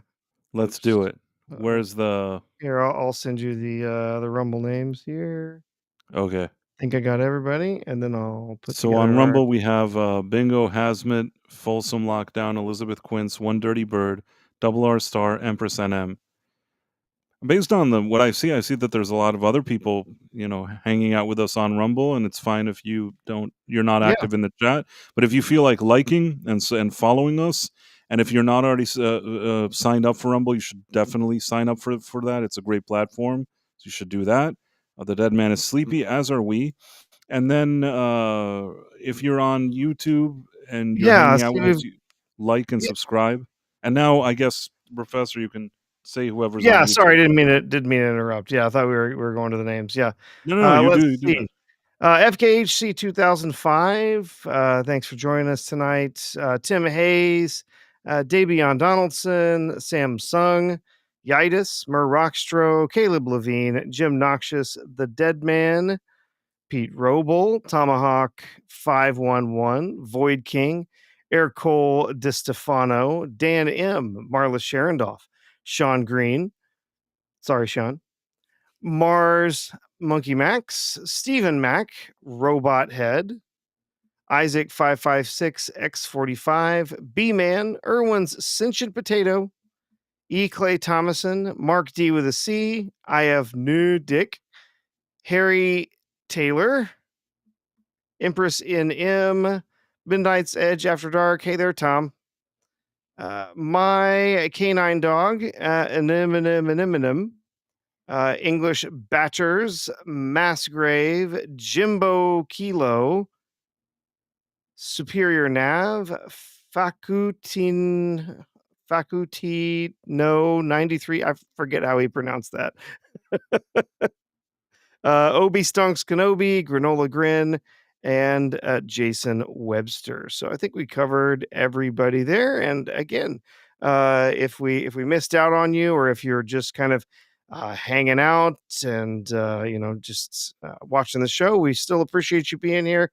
And don't forget, please, if you're watching on YouTube, don't forget to give us a thumbs up, leave a comment, something afterwards.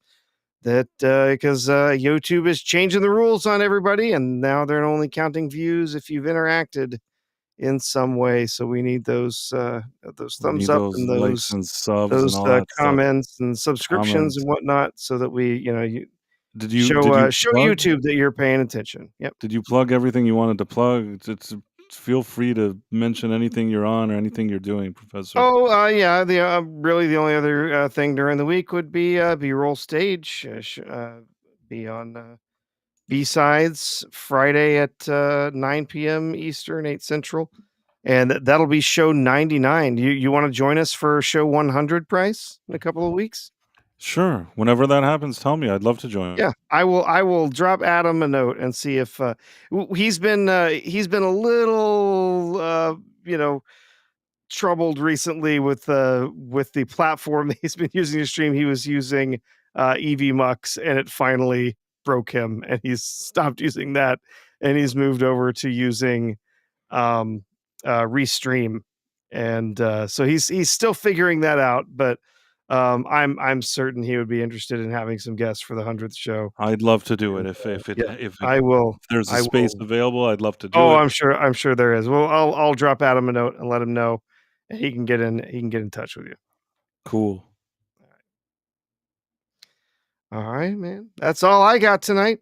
We will be back on Thursday talking about the news of the week and whatever else is going on. You got anything you need to plug, Price, other than your just checking out your most recent videos? Not really. If you're on my live channel, I made that little thing about Sweeney. Although we talked about it here, so you're really not benefiting. I'm like the worst salesman of my own video. You could just skip it. If you go to my main channel, I do have the Fantastic Four review, which I kind of like doing. And then there's a few videos that I explain some of the issues with all of this celebration of gun that's not so realistic based on the actual numbers. So I do have a few videos there. I'm working on another one, kind of talking about that. It's not that I'm obsessed with it. I just don't love that the media is presenting a different narrative than what's actually happened, and that always kind of annoys me. It's like a pet peeve of mine. But aside from that, everything is cool. Thank you all for hanging out with us. Thank you, Professor, for being with us. Always enjoy hanging out with us every Tuesday and Thursday, 11:45 p.m. on the Night Owl, and we'll see you here next time. Take care. Bye.